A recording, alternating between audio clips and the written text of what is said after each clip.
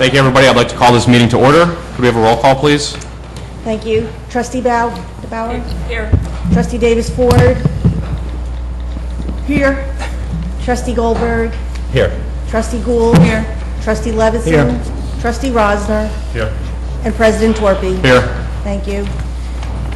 Adequate notice of this meeting had been provided to the press in accordance with the Open Public Meetings Act. In addition, notice of this meeting was posted in Village Hall and on the village's website and has been filed in the office of the village clerk. Official action may be taken at tonight's meeting. Thank you. I'd like to ask everybody first to stand for the Pledge of Allegiance and remain standing for a moment of silence. I pledge allegiance to the flag of the United States of America and to the republic for which it stands, one nation, under God, indivisible, with liberty and justice for all. And if I could ask everyone just to remain standing for a moment of silence for Congressman Donald Payne, who passed away last week at the age of 77. A native of Newark, we all know Payne for having served in Congress for over 20 years and was also New Jersey's first African-American congressman. I think I speak for everybody up here when I say that we'll all miss the congressman, his energy, his passion, and his dedication to New Jersey. And not just to people who live in New Jersey, but for people everywhere. So we'll miss him, and I know all of our thoughts are with his family. So if we could please just have a moment of silence.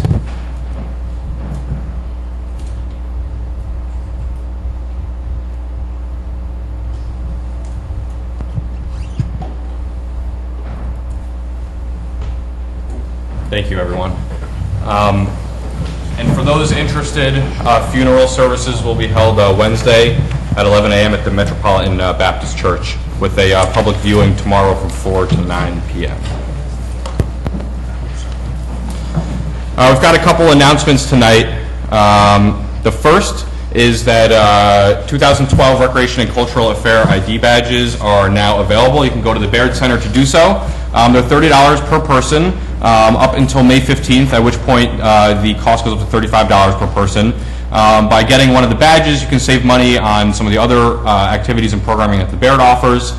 You can find out a little bit more at thebaird.org, or you could just go down to the Baird and purchase one for this year.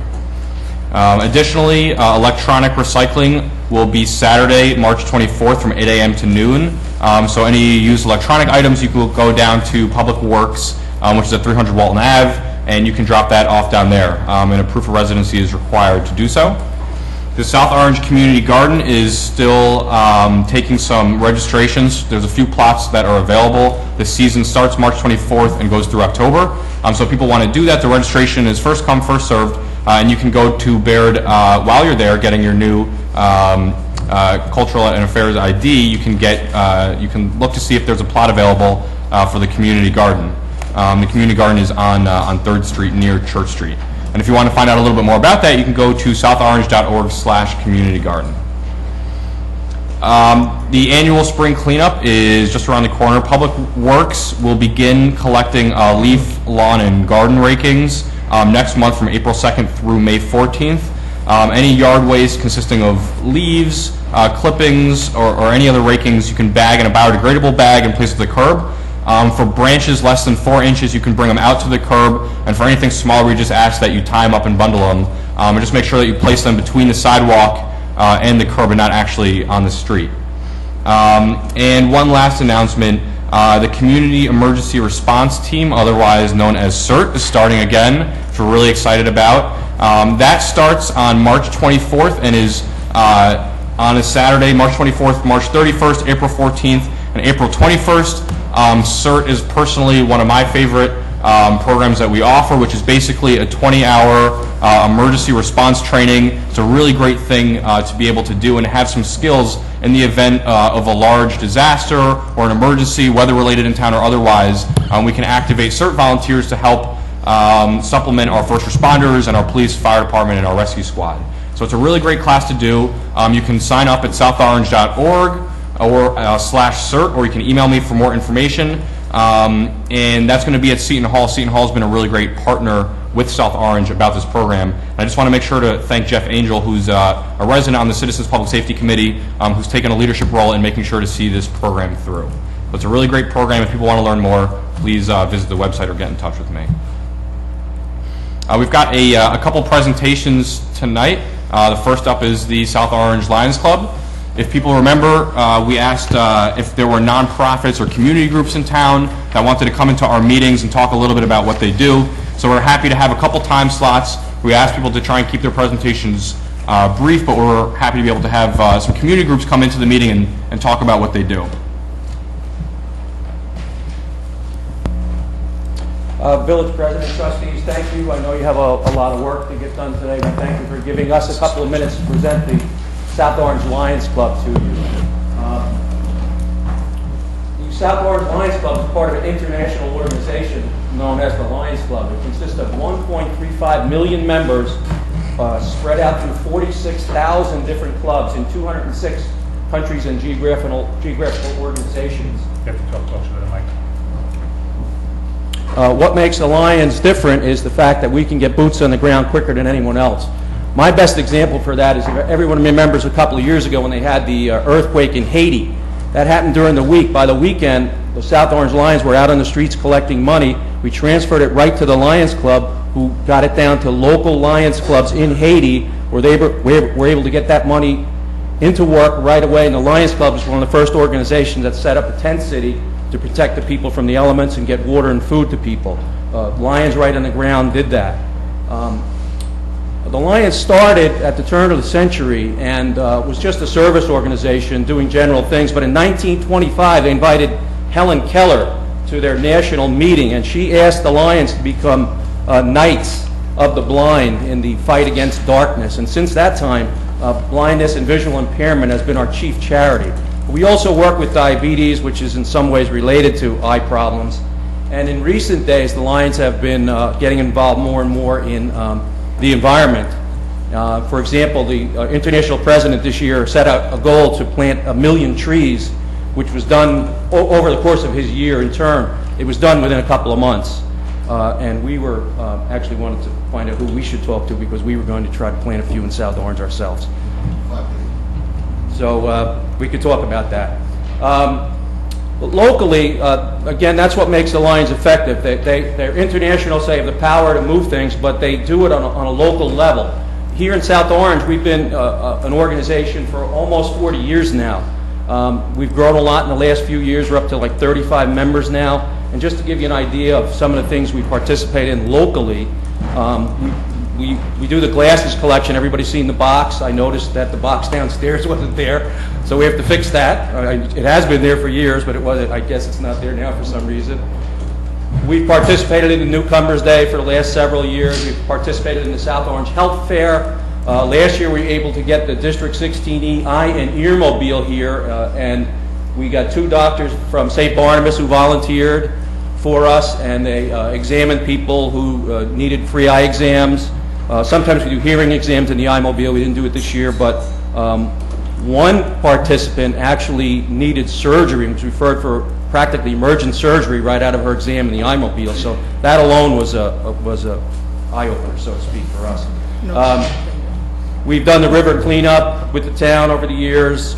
We've done University Day at Seton Hall for several years now, back to the days when we used to march up the avenue and do it.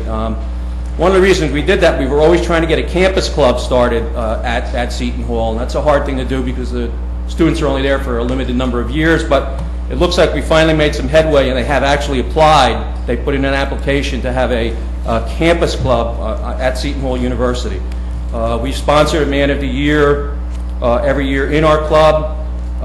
Lion Joe Kika is going to be our Man of the Year this year at the dinner in May, and Lion Joe has been elected as the district governor for 16E. That's the first time South Orange has had anyone in that position.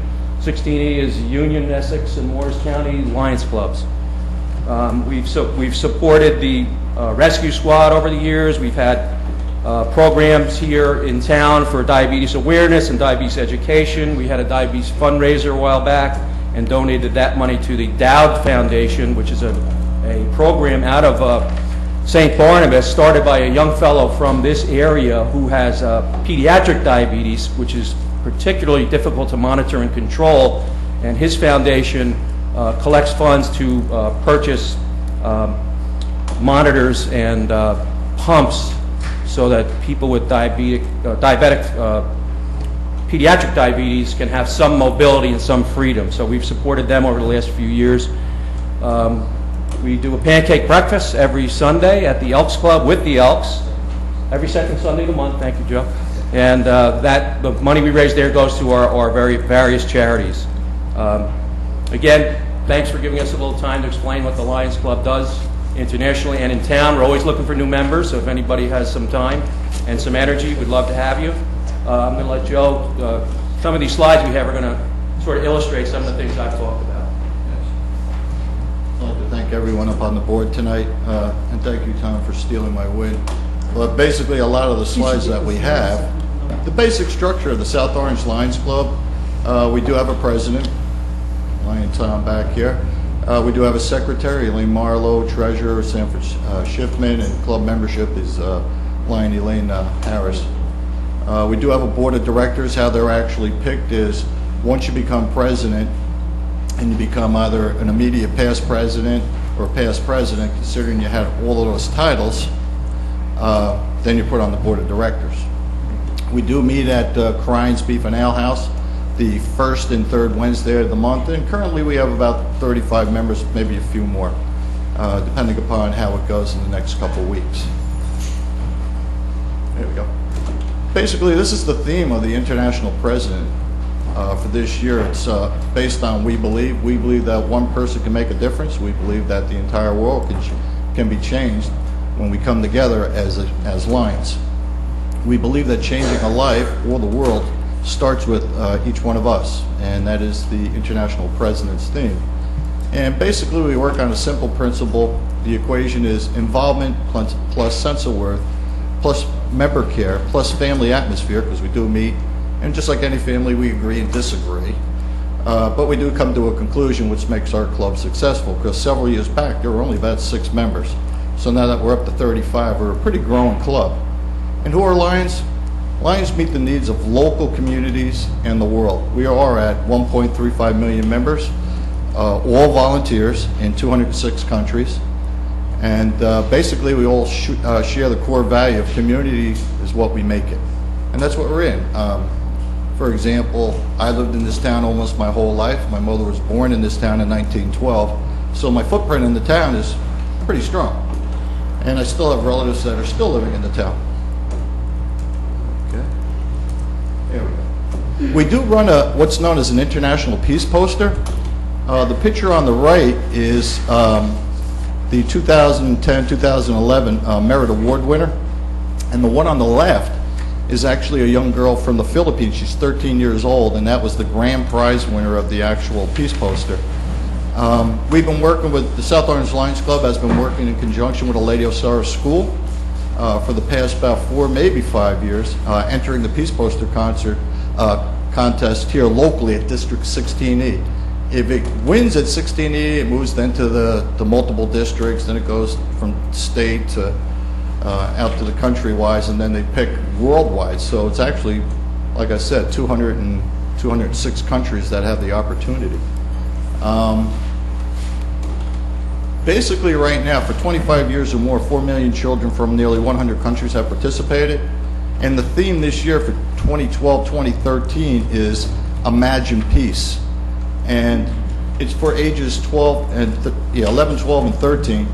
And if there's anybody in the town, either there's an art program or any one of the grammar schools, as long as they're 11, 12, and 13, they're interested in joining, we can get a peace poster kit out to them, and they can participate with us, and we'll be more than happy to look at their artwork and then submit it through at the District 16E meetings. Yeah, this is us. Protecting our environment. In the past, the South Orange Lions Club has worked with Main Street to help clean the East Branch of the Rollway River. Several years back, all of us in the blue and a few that aren't in blue went down to the river and cleaned it up. That bicycle down on the right-hand side was a real pick. It's a nice bike. But also, when you join the Lions Club, you'll notice to the right where it says resources, you could actually go to the LCI, the Lions Club website, and download a ton of information about environmental protection programs that you can run in your community. There's a lot of resources for Lions Club International. Here we go. In our club, we also have members of the South Orange Lions Club who are voted Villagers of the Month. To my left is Dr. Sanford Schiffman, and to the right is Tom Marsrow, both longtime members of the club. I believe Dr. Schiffman is a charter member. When we started the club many years back, he was one of the founders of the club itself. There's the automobile. As Lion Tom said earlier, on June 30th, 1925, Helen Keller addressed the Lions Club International Convention in Cedar Point, Ohio. She challenged the Lions to become Knights of the Blind in our crusade against darkness. And here we have the iMobile that Tom was talking about earlier, and when we were down at the community center, we do have literature on eye diseases and so on and so forth, and we also have a lot of information on diabetes. And it just so happens the one on the right, we supplied free eye exams. There was no charge to anyone that came there. And the actual eye doctors came down, and they didn't charge us anything. But the South Orange Lions Club does pay to rent the iMobile out of our own pocket, and we raise that money during charity events. And just so you know, one of the things is when we're actually out collecting money, people always ask us, if I give you $1, how much of that dollar goes to the charity? 100 pennies go to from the dollar. No money's taken out. We collect 1,000, 1,000 is spent. And it's based on our dues. Approximately 25% of the dues that we pay to join the membership operates locally. About 60% of that goes to the international. Therefore, anybody that's higher up gets paid out of our due structure. So that monies, when you donate $1, $1 goes to that charity. So, and you can look it up. I think it's called NCO or NEO. It's a charity organization that rates charitable funds. So if you look, the Lions Club is way up there on the list. This is what Lion Tom was talking about earlier. We do diabetes awareness. On the left is Joanne Dowd. She had come down to give us a talk. We like having people come down and talk to our group about events that they do. And she had come down that night and spoke about her son, which is the foundation down at the bottom. It's called Eric Dowd's Pediatric Foundation. It's ran out of St. Barnabas Hospital. And the lady to the right standing is Tori Weinstein, and she actually does a lot of the funds, foundations for St. Barnabas, which kind of worked out pretty good because we already done 2 fundraisers and donated money. And when I called her up and I said, you know, we need 2 eye doctors for the iMobile, she said, no problem, which kind of works out good. So I spoke with John Festa today, and I believe he said somewhere in September 4th or 8th is going to be the health fair. Don't hold me to the date. And the only reason I had called and asked is so that we can secure the iMobile for this year's eye exams for him. Here we go, the South Orange Rescue Squad. Nice little touch there.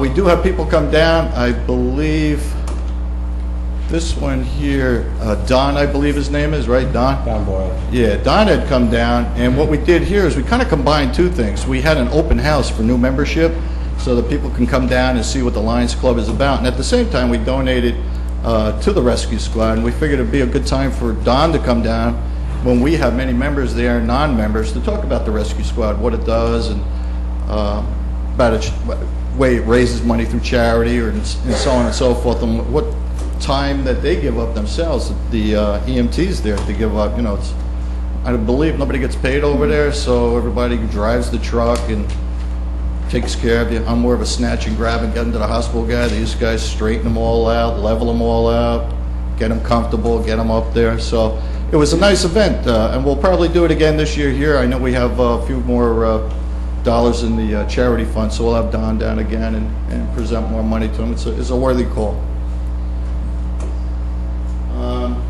Here we go. There's a familiar face there. This is when our village president, Alex Thorpe, came down and gave us a little talk about the State of the Union address here about what we're doing in South Orange. As I said earlier, it's nice to have many people come down and talk about what they actually do. He gave us some insight. Free parking, was that? Just checking. We also, it's good for us because every year, we've been doing this for several years now, we donate money to the South Orange Maplewood Little League program, and we always make sure that there's a team out there with our name on it so that the kids can participate. When I was a kid, we used to play ball here. I played baseball in South Orange, football in South Orange. It's a nice way for the kids all to have a captain and a team and get out there and run around and get a little dirty and play ball. So it's a nice atmosphere.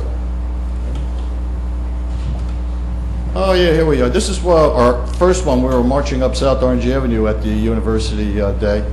And this is us on campus. We've done it now for the last 4 years. As I said, as Tom had said, we're making a little headway there. We're hopefully going to have a campus club up there if it goes well.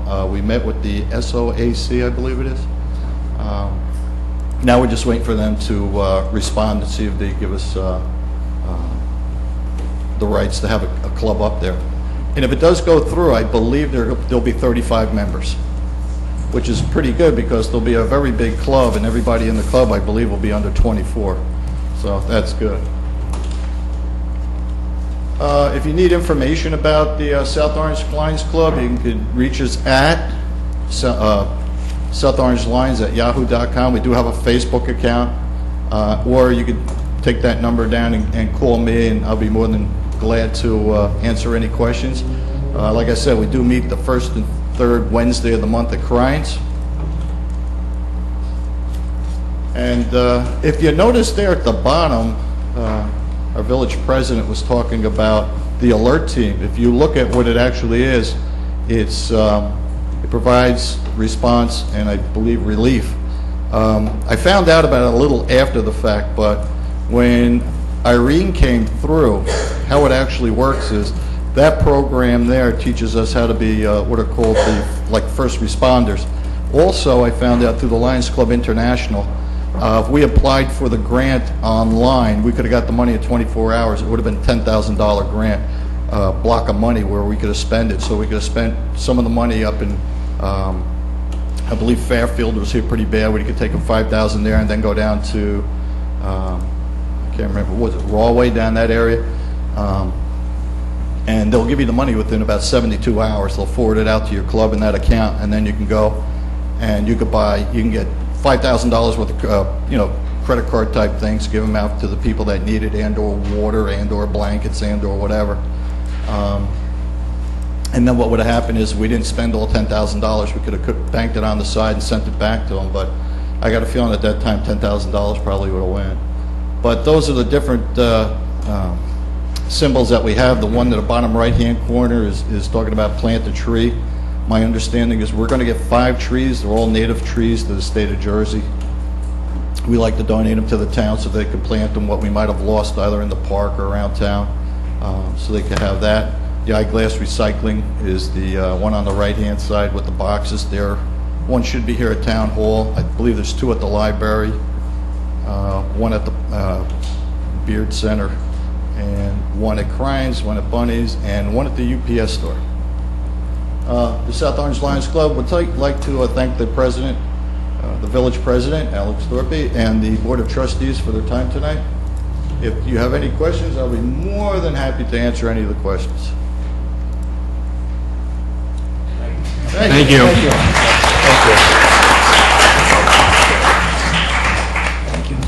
Thank you guys for coming out. We have our representatives from the Environmental Commission.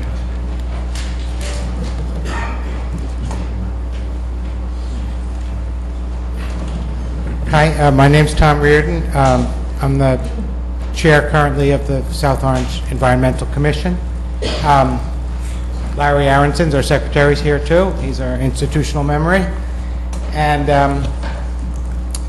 what we do various things. Sarah Jellens on the commission also.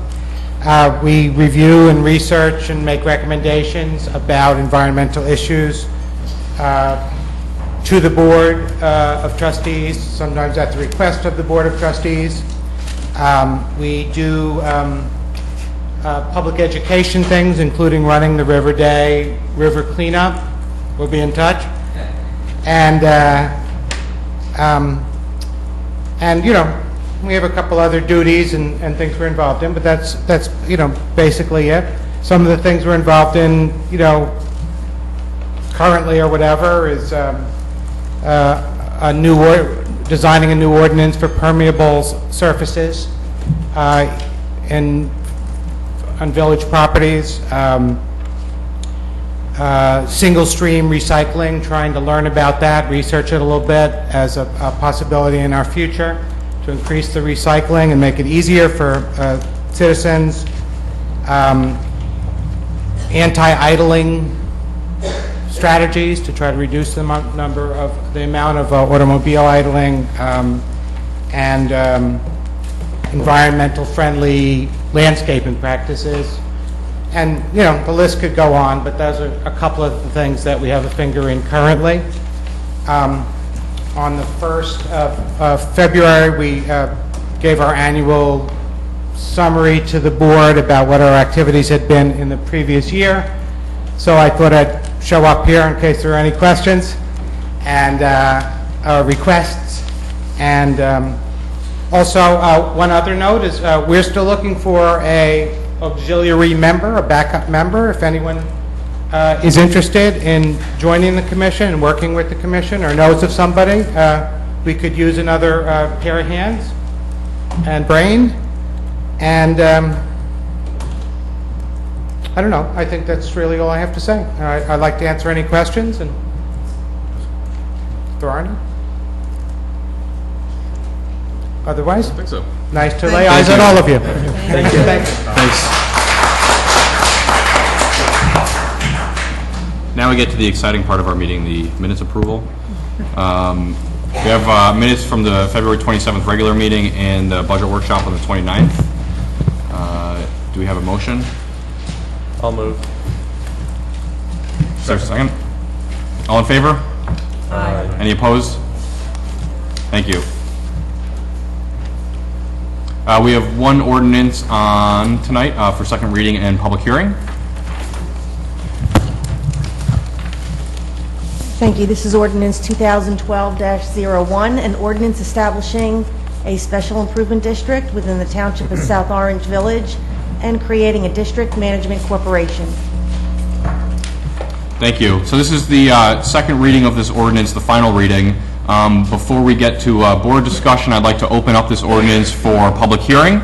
If there's anybody who wants to comment on this ordinance specifically, we'll still have our public comment period after this, but if anyone wants to comment on this ordinance specifically, please come up to the podium and just state your name and your address. And if I could ask everyone to keep their comments to 4 minutes, just so that we can get to everybody. The clerk will help keep track of some of the time, and just ask everyone to be respectful of that, and that's it. My name is Michael Howard. I live at 472 Mayhew Court in South Orange. I'm currently a realtor in town, a solo banker. Can you lift the microphone up a little bit, Mike? They don't Thank make you. these for tall folks, right? How's that? Better, thank you. A little bit more of my background. I'm a co-chair of the CBAC of South Orange. I'm also co-chair of the Main Street South Orange Economic Development Committee, and have been on both since 2005. I've spent many years before my realtor career in sales and marketing, so I really have a feeling of how a good plan can come together and do a great job of marketing and positioning a product in the area. Currently, I'm a member of the SID committee, which was formed to help advise the Board of Trustees on this resolution. A constant question I get from my residents that live in my area and around town is, how can South Orange meet its potential as a business district? We all say that South Orange has a lot of great opportunities, a lot of great potential, but somehow we're missing the boat. When you look at the investment and the advantages that this town has, be it the Transit Village, be it SOPAC, be it Seton Hall, and the landlord renovations and investment that have gone into this town, we really have a gold mine here for potential. We've done a great job, but it still is like a three-legged stool for success. And that means, beside the great Main Street administration we have and the steady flow of volunteers as one leg, the support of the village administration as a second leg, The third leg is really the support of business owners and a constant flow of funds. We think that that third leg is the leg that needs the most propping in this particular resolution, and we think the SID committee can provide that kind of support. With the SID vision, there are three points of the development committee that brought up that needed to be resolved. One, the beautification and design of the town, marketing and promotion of the town, and recruitment and retention. We think the SID will provide the support to make all of these pieces come together in a comprehensive plan. The best involvement from the EDC, the Economic Development Committee, that I've worked on has been from business owners who have been on the committee. The commitment of business owners to make things happen on the volunteer committee have really been very instrumental in making progress on the Economic Development Committee. These folks have a vested interest in making South Orange great, and it shows in their commitment to make things happen as volunteers. Can things go wrong with this, with the SID? I think there's always the opportunity for poor management. There's always opportunity for lack of trustee oversight, and certainly there's a failure to deliver the needs that the SID has brought out.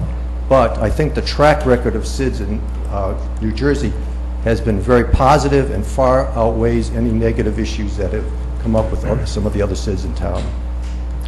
I think if we look at how we make this town as good as we all envision it to be, I, as a resident of South Orange, encourage the trustees to really approve this resolution and make a SID happen. Thank you. Thank you.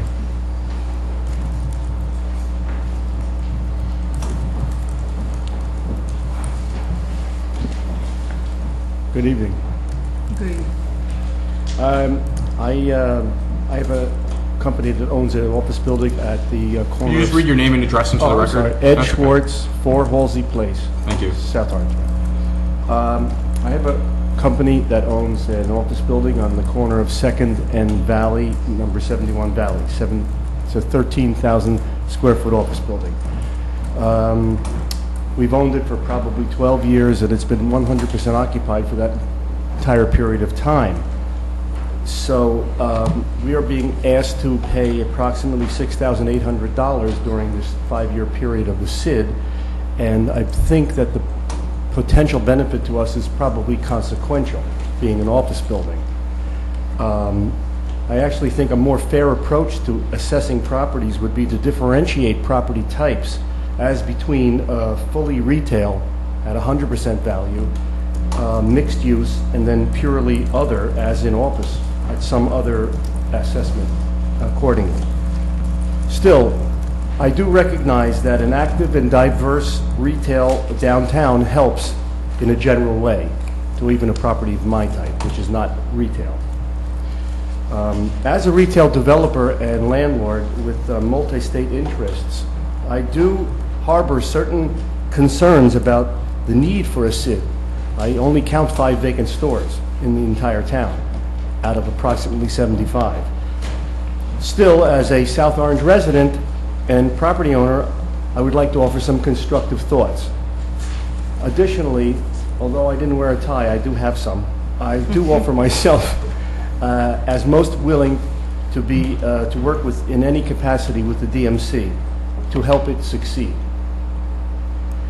I suggest a more clearly and quantifiable set of goals and objectives. Meaning, for example, increases in retail sales is presumably the goal.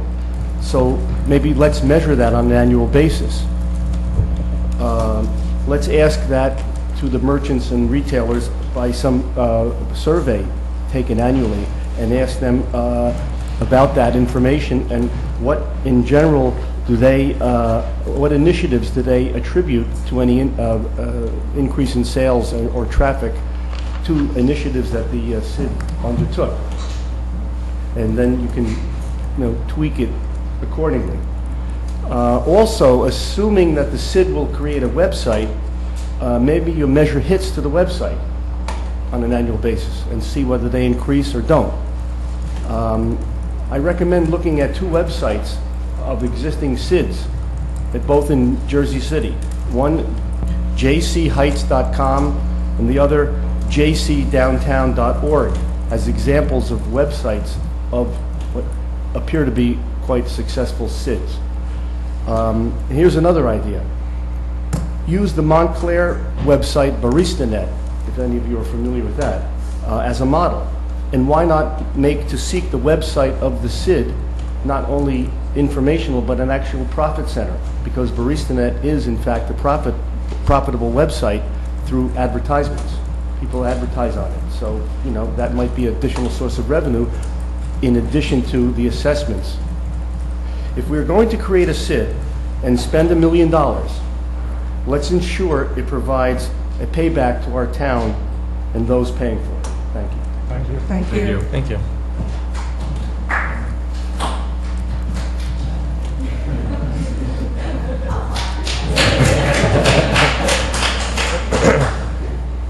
Is there anybody else who wishes to speak about this ordinance?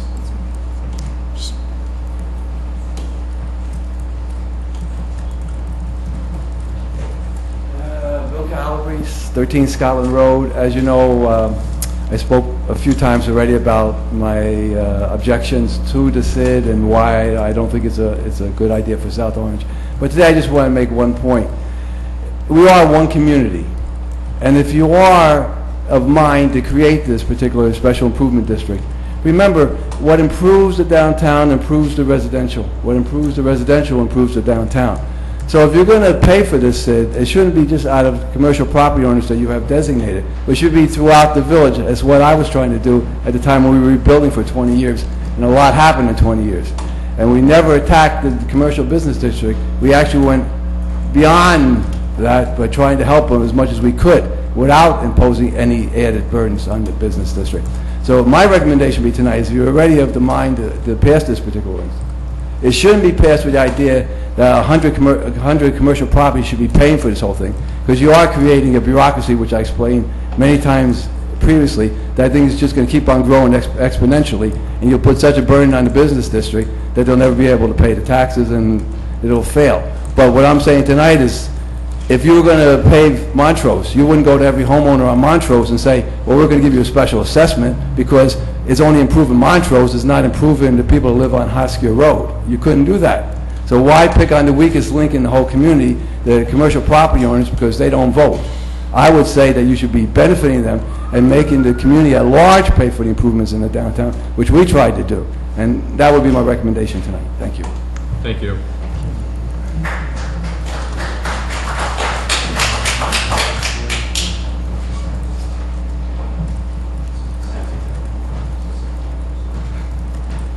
Good evening. My name is Thurman McCoy, and I live at 68 Glenview Road in South Orange.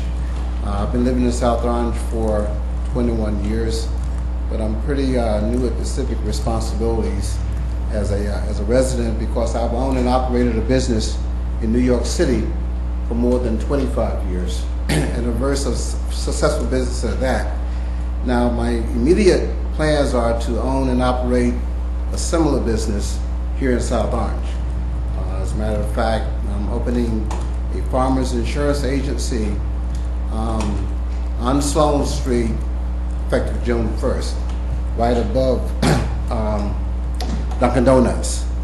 And I know a little bit about, I think, what make businesses successful, and that is support.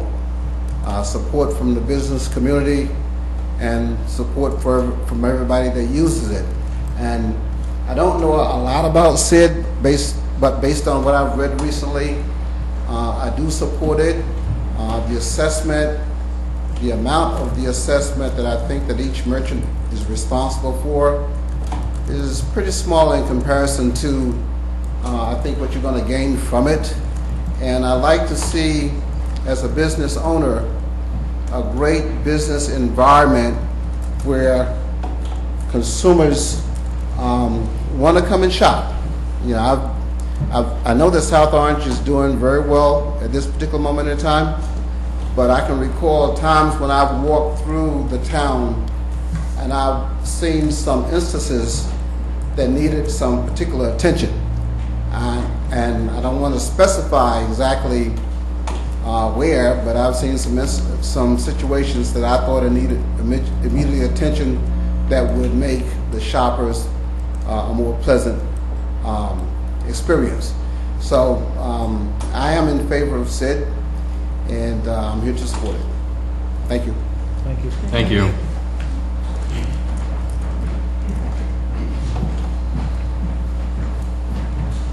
Jared Hutter, 75 South Orange Avenue. And so I sat on the SID Advisory Committee, so I'm going to speak to that in that respect, and as well as on behalf of a ownership group for a property here. So first, in terms of, from the SID Advisory Group perspective, just to counter some of the notions that people said, SID does not fill the vacancies in the town. It's not a fix-all for the problems, and I believe, to Bill's point, that everyone else in the town should pay. From what I understand from the budget, they are paying. The town's kicking in, somewhere between $50,000 and $100,000, depending on how you break it down, and that money is taxed from money from the town. And my thought process, I went into the SID Advisory Committee open-minded, not really sure what it was all about, where it should go, and was it the right thing for the town. But does the South Orange really need a SID? Not necessarily. We're not at the bottom. But why? My thought process now is, why wait till we're at the bottom to fix it? Why not put a catalyst in now, push it forward, and make the town reach its potential? So now, as a property owner, I'll say a successful downtown requires two main elements: clean, successful, upscale environment that is attractive to visitors and businesses, and two, businesses that offer goods and services at attractive prices. Proposed SID will create an environment that is attractive to visitors. A more attractive environment will also help attract better businesses to the downtown. Nevertheless, a SID will not guarantee the success of any downtown business. It is up to each business to prove itself every day to each customer, or sales will suffer. In fact, many of the downtown businesses are currently unattractive to customers. They have become old, tired, and uncompetitive because they have failed to reinvest in their own businesses. Businesses that don't understand the need to invest in themselves will not understand the need to invest in the downtown infrastructure by supporting the SID. In our view, this is being penny wise and pound foolish. Regardless of a view on the merits of a SID, the truth is there's little risk to everyone. It's not much money, and the SID program can go away in about 5 years if it's not working. Furthermore, the DMC can disband itself if it's really not working. As a property owner dedicated to the future of South Orange, we, Wanko South Orange, firmly believe that if we don't dare to improve ourselves, we will never in fact improve. Thank you. Thank you.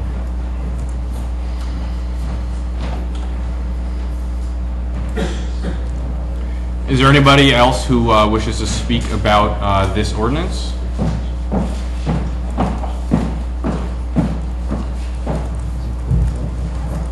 Hi, I'm Robin Fields of Robin Ross at 67 South Orange Avenue, and I am here to make it short and sweet. I served as the chairperson on the SID Advisory Committee, and that was about a year ago. In all the studies, I went in not really knowing much about a SID, and I discovered many different things, and came out of that process knowing that the time is now for South Orange. There are too many towns like ours that are around here that are successful, that look attractive, that have great businesses, and South Orange does have that potential. I echo the sentiments of Jared and Michael Auer, who are also on the committee with me. South Orange has not reached its full potential, and it can, and the SID will help. So I urge you all to approve this ordinance on the second reading. Thank you. Thank you. Thank you.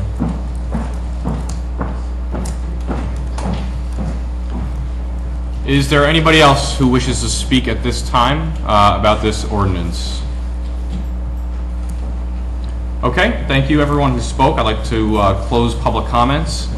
I'd like to ask for a motion from the board before we get to any discussion. Just make sure we go in the right order tonight.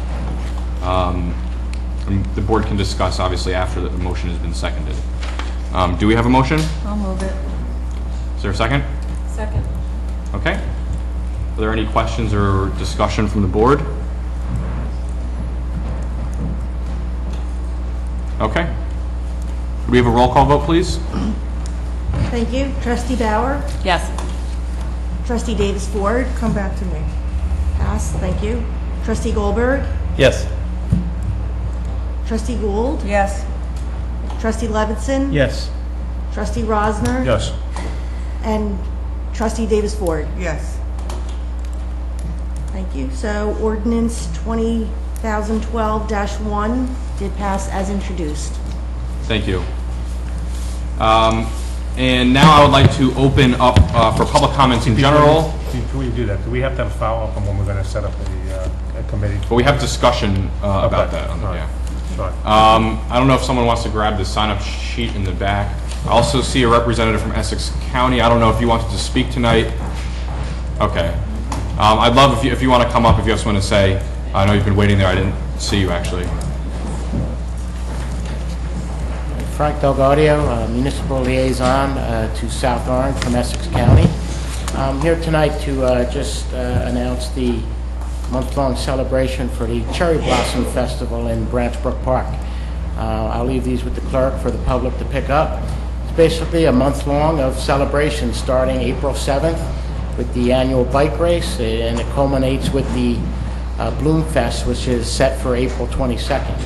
Hopefully, if the weather cooperates, we'll be able to time it properly, but I don't know. The cherry blossoms are starting to bloom now. There won't be any blossoms.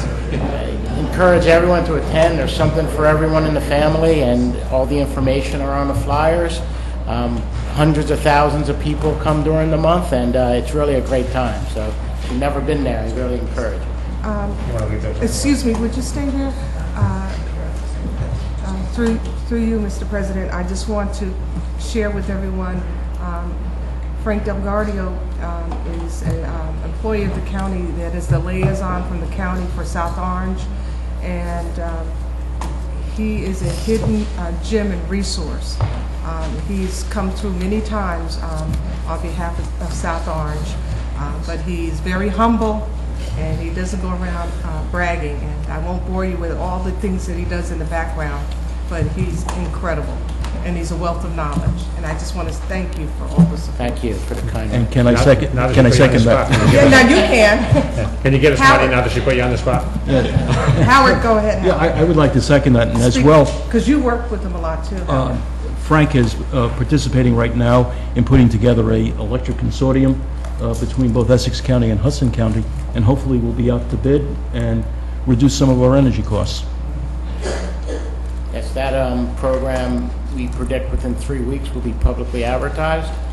Actually, in the aggregation between Essex and Hudson County, there's over 120 million kilowatt hours involved, what makes it a very large aggregation. Any of you familiar with the school systems do? They do a similar pooling. And with that also, in this program, we're going to mandate 15% of the energy come from green sources. So I know your environmental commission will be happy about that. That's 1.5 times what the state mandates. So it's moving along. We think the contract date would start June 1st. And an agreement will come from the new provider for everyone to sign off on. Each town, each participant. Well, I wasn't really quite truthful, because I am going to tell everybody that he's a subject matter and risk management analysis too, one of the most knowledgeable people in the state, and I come to him wearing my other hat, you know, as clerk to the freeholders with a lot of things, and we're working on disaster recovery projects for the county, and we're working on a lot of things together, and he's just so good. Right, thank you. Thank you. Thank you. And Frank, let us know ever if anytime you want to come out to the meetings, you know, we're certainly happy to oblige, and I think you might be the most popular person in the room, so.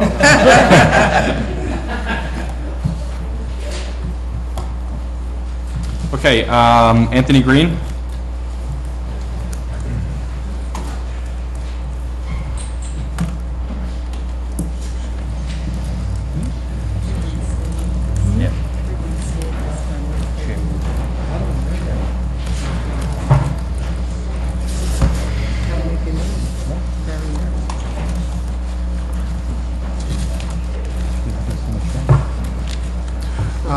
Good evening, ladies and gentlemen. My name is Anthony Green. I reside at 44 Kingman Road in South Orange, where I've resided for the last 13 years, and I currently serve as the chairman of the Community Coalition on Race. My comments this evening are based on over the last couple of years, there's been a number of discussions as the village has looked to deal with its financial constraints and issues that are important to the quality of life of the citizens and the business owners in the towns. And during those discussions, there's been, from my recollection, a number of discussions about the need philosophically, potentially, to reduce the amount of the village budget that is spent on the work of different nonprofit organizations.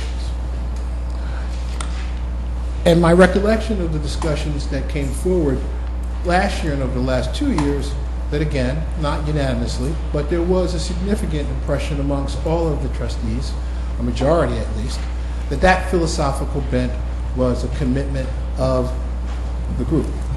And to that extent, that was one of the factors that was going to lead to the defunding, financial funding of the coalition. It is my understanding that as your discussions have evolved, as you've looked at what's good for the village, as you've looked at what's good for the community, as you've looked at what's good for the business owners, there may have been an adjustment in that general philosophical thought. And to that extent, one of the things that we did was we submitted a proposal to the trustees, basically a service agreement type proposal, outlining some of the things that we thought provided value to the town and the constituencies as well as the businesses. So, with that said, my purpose in coming to you here tonight is, again, understanding that you're in the midst of your budget process. I did attend one of your budget workshop meetings earlier in the year and had an opportunity to hear how that process is, I guess, evolving and changing in a very positive way under your new leadership that you have with your new village administrator and the commitment you've made. And I also would make the following comment. There are a number of organizations in the towns that do not receive funding. Some of the organizations that came before you today to do some very, very valuable work that's very important. I do believe, though, that there are some organizations that exist that do the work that no one else does, that adds value to the quality of life, to the value of properties in this community. And the Community Coalition is one of those organizations. I don't see, and I know at one point in time, it was at least a stated mission of the Community Relations Committee that was a part of this, the volunteer sector here, that listed issues like affirmative action and inclusion and those kind of issues, and I suspect that those things are still going on. But I will read to you briefly something, and then I will end my comments. Something that's public knowledge and has been posted and talked about when we celebrate the 15-year anniversary of the coalition. It is its mission and beliefs. To achieve and sustain the benefits of a thriving, racially integrated, and truly inclusive community that serves as a model for the nation. Our beliefs are honest dialogue between racial groups without constraint of fear is essential to building meaningful relationships within our organizations and in the community and the world. Racial integration, true inclusion, racially sensitive communities of faith will ultimately benefit the entire community in all areas that contribute to the quality of life, including schools, housing values, civic life, business, and government. Our efforts to achieve a racially integrated and thoroughly inclusive community need to be both intentional and clear in language and actions. The benefits of a racially integrated and truly inclusive community cannot be attained without taking risks, positions that may challenge existing ideas. Therefore, our mission is to become a community that fully exemplifies thriving racial integration and true inclusion. I do not diminish the value of any organization or nonprofit organization that does work like the Lions or any other group. They're very important. But this is a central issue to our nation, to our world, and there's not a lot of places people get to practice doing that and pursuing that. And the coalition has provided that kind of support for this community for over 15 years. So, that is something unique that the coalition does. That is something unique that the community needs and thrives from. And I would hope that you take that into consideration just as you evolve on your positions about whether you support any other organization, that you take that into consideration in connection with your discussions about supporting the Community Coalition on Race. I thank you for your time. Thank you. Thank you. Lois Larkey?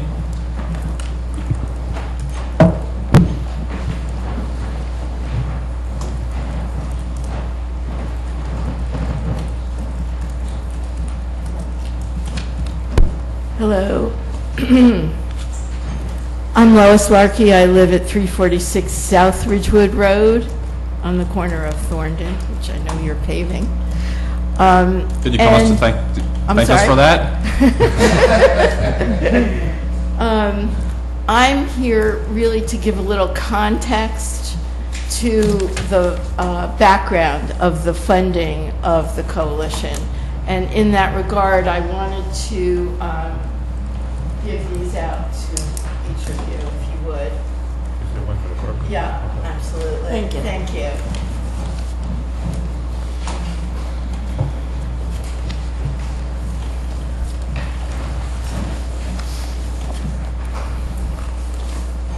I moved here in 1973. My name at the time was Lois Wiss, so I've lived here almost 40 years. My in-laws lived here before that. They belonged to Bethel. My husband went to Marshall and South Orange Middle and Columbia High School. I taught in the school district for 13 years. That's just to give you a background of why I'm speaking so positively about this town and how deeply our roots go. I was appointed to the Community Relations Committee as an at-large member in 1981, and I became chairman in 1983.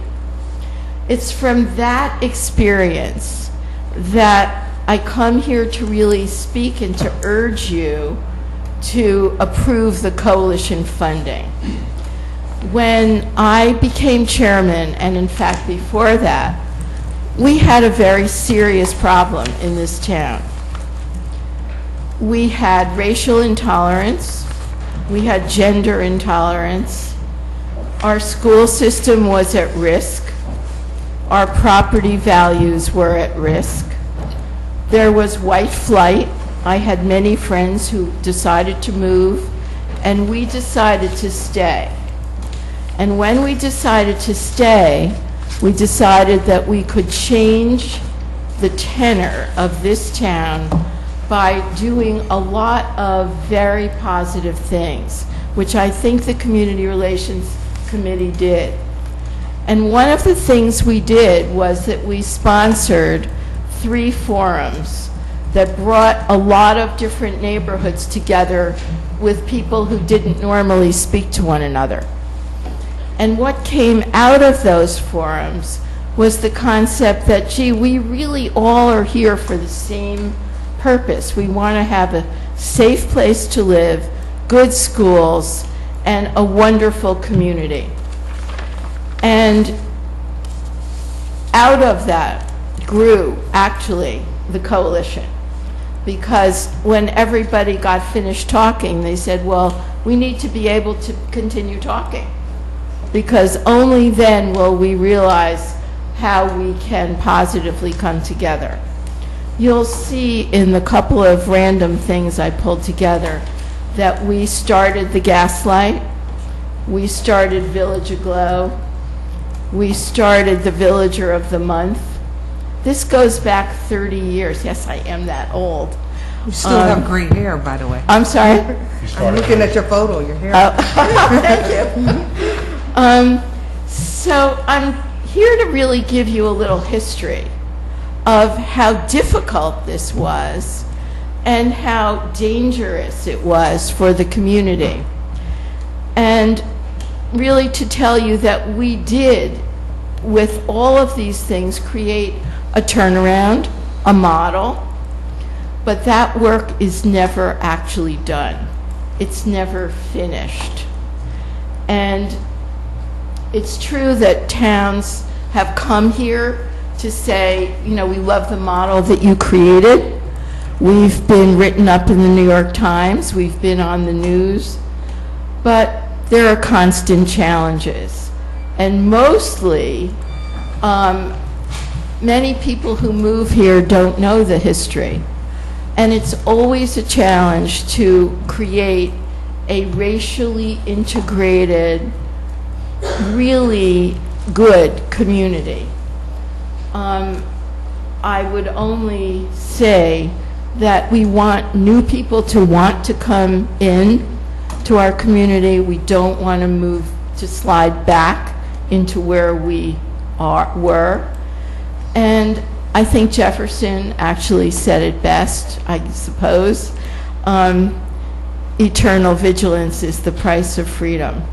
So I would urge you and encourage you to really rethink how important this organization can be and to approve the funds when you actually vote on the final. Thank you. Alex, Thank you. I have a comment. Could you hold it till the end of the public comments? Thank you. Thank you. Got a few names, people who have spoke already. Shelley Slafkis.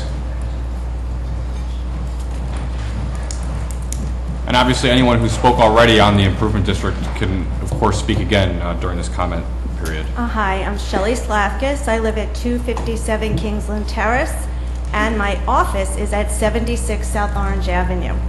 I have lived in South Orange 22 years, and I believe in South Orange to the core of my being. I was on the Board of Education, my husband's on the Y board, I don't know, on lots and lots of things, on my synagogue board, and I guess a professional volunteer for quite a long time. My favorite book that I gave each of my children was The Little Engine That Could. And when I moved here, and it still is The Little Engine That Could, I've tutored it through the school district, and each child I've tutored, I've given The Little Engine That Could by Waddy Piper. Partly because the little engine was a female, but also partly because you just can't give up. And when I moved here because it was diverse. My husband could have cared less where he moved, and we looked in a neighboring town, and I said, is it diverse? And they said, don't worry, it's not diverse, and it never will be. And he went like this, for those of you who know him. And my friends, the Grunwalds, said, move to South Orange. I said, fine, here I come.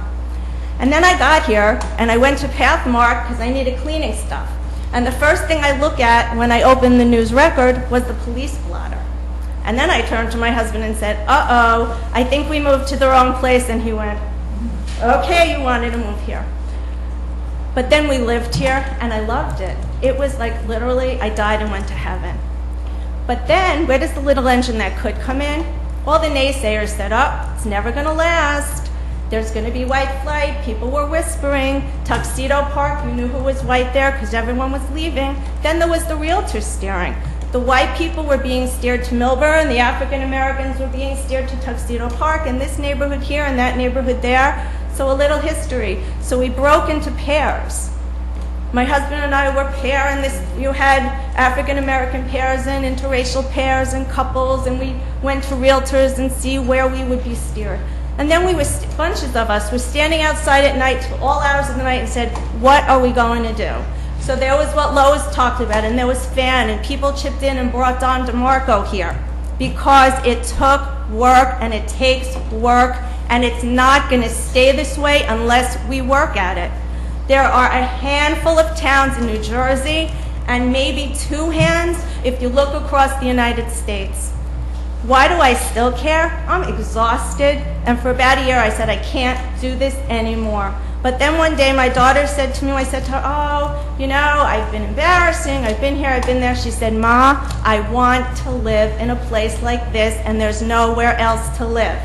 So I called Anthony, and I said, all right, can I get on the coalition? Then I learned that my town, it's unlikely they're going to fund it. And someone actually just now said, there's no way it's going to be funded. And that's when, again, I thought of the little engine that could. It's never no way.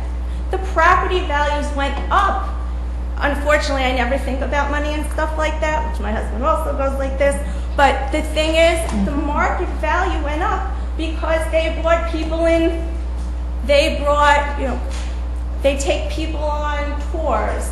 They have the Martin Luther King Day that brings the whole community together. People aren't afraid of each other anymore. I went to lunch recently, a whole stuffy lawyer lunch, which is another thing I don't do so good, but I'm starting to make money count a little bit. With the third in college, I'm really working on it. Although I turned this stuffy lawyer lunch not into a stuff, and we hugged and whatever. But there was someone who was new to Maplewood. They live on one of the streets near Hickory.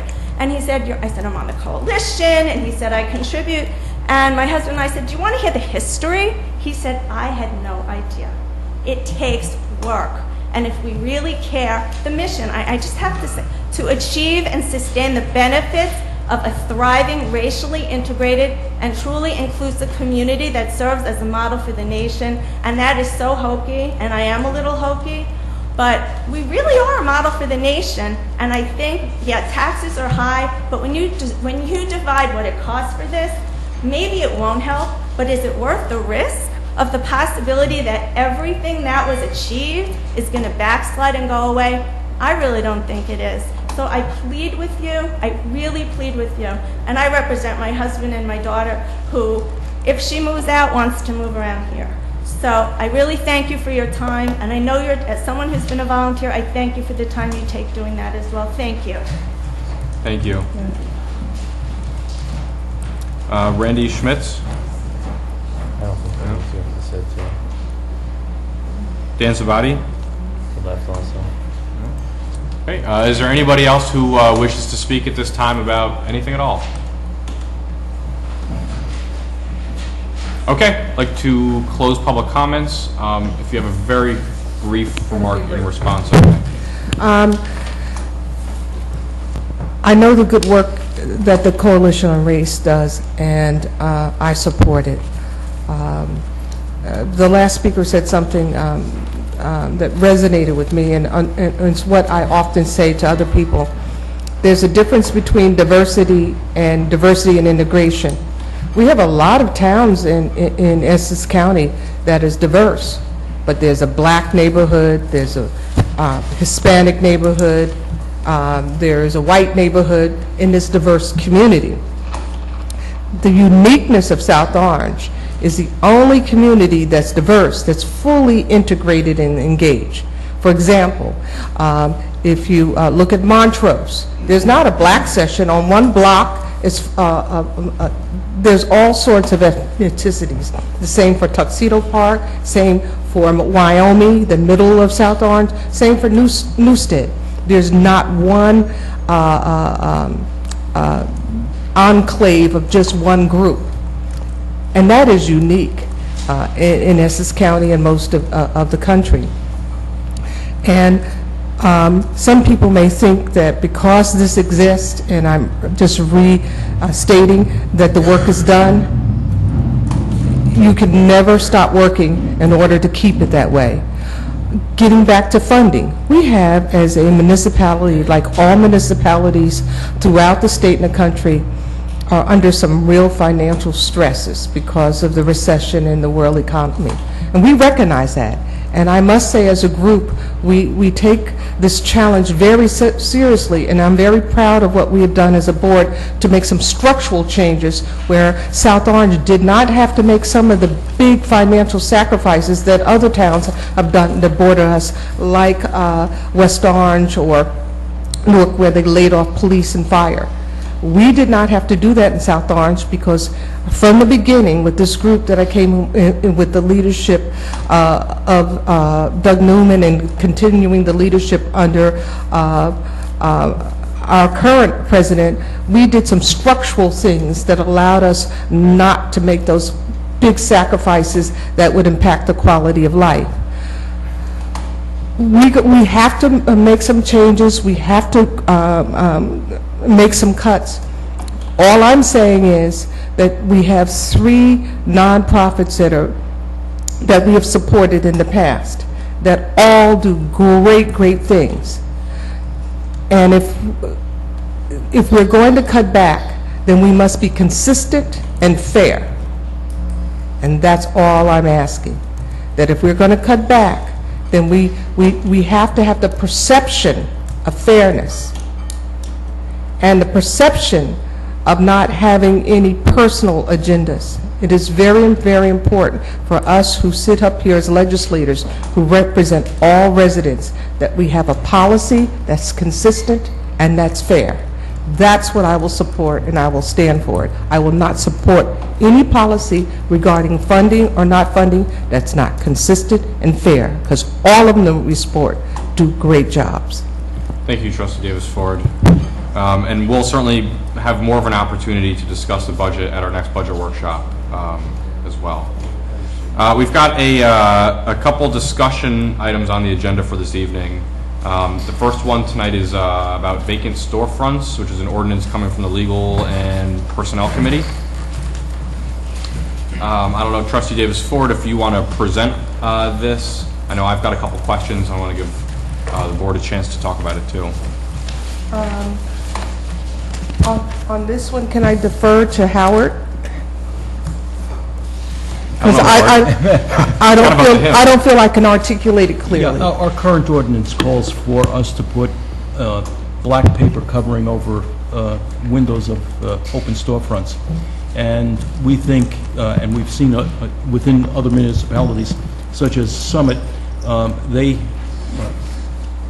in their empty storefronts, put pictures or different kinds of designs. And in fact, I put a note in the Lions Club's presentation, these posters that they described in their presentation would be a typical type of thing that we would want to put into windows of these empty storefronts rather than having this black paper in front of it, as well as other type of posters which can describe the town in a better form and be more appropriate than just blanking out a window. Especially when we have a number of storefronts that may be open. And the other part of it is that we would look to the CID as well to participate in this program of providing the types of posters or materials that would be used to cover over the storefront. And that basically is what we're proposing to do.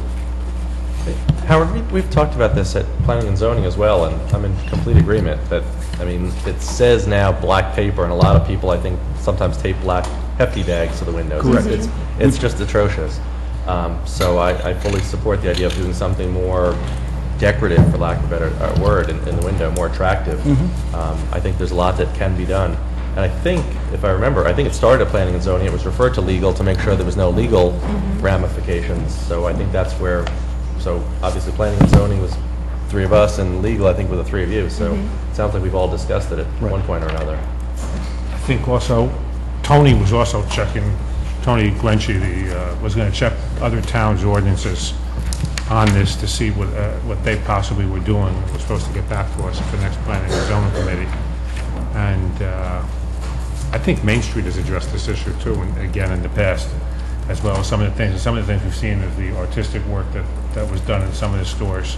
Correct. During the holidays, yeah. And during the holiday. And some towns have put the old photos, if they're available, in the window. They blow up the old photos and put those in the window. As posters. Posters, yeah.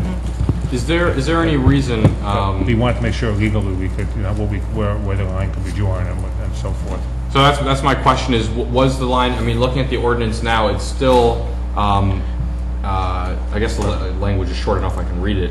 When a storefront is vacant for more than 30 days, all windows must be covered from the inside with black seamless paper. In lieu of black seamless paper, the Design Committee of Main Street, South Orange may be consulted for alternate means to cover windows. All costs associated with the coverage of windows shall be borne by the responsible property owner.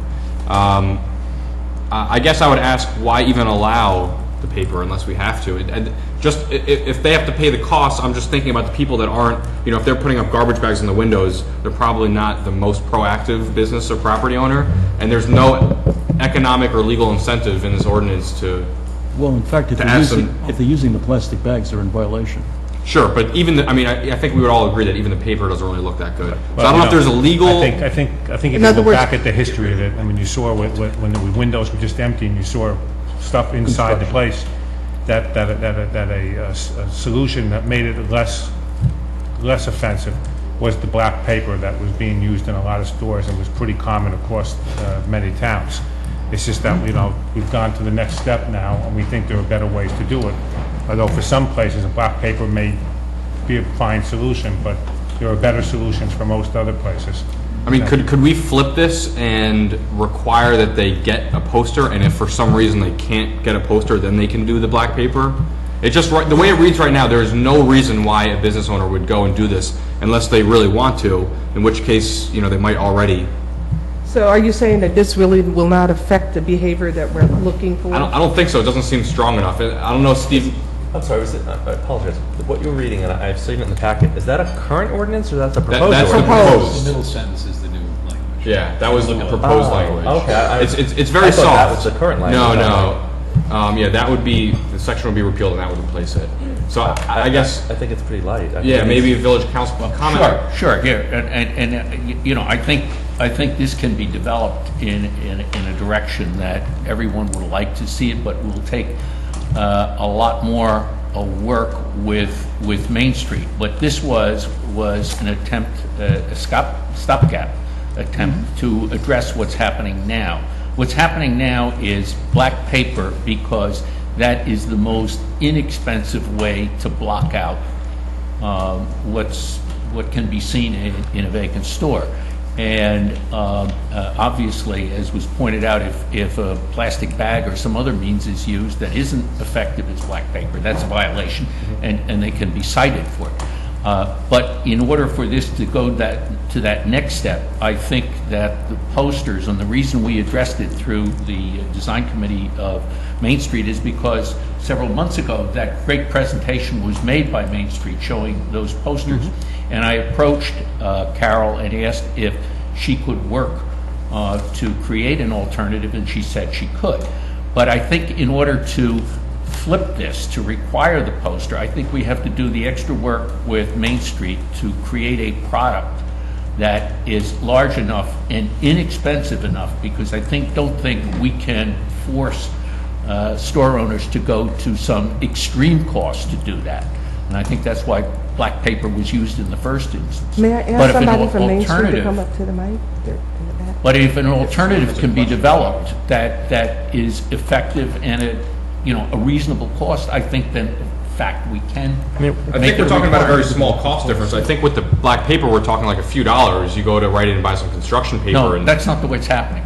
The way it's happening is that Main Street has the paper.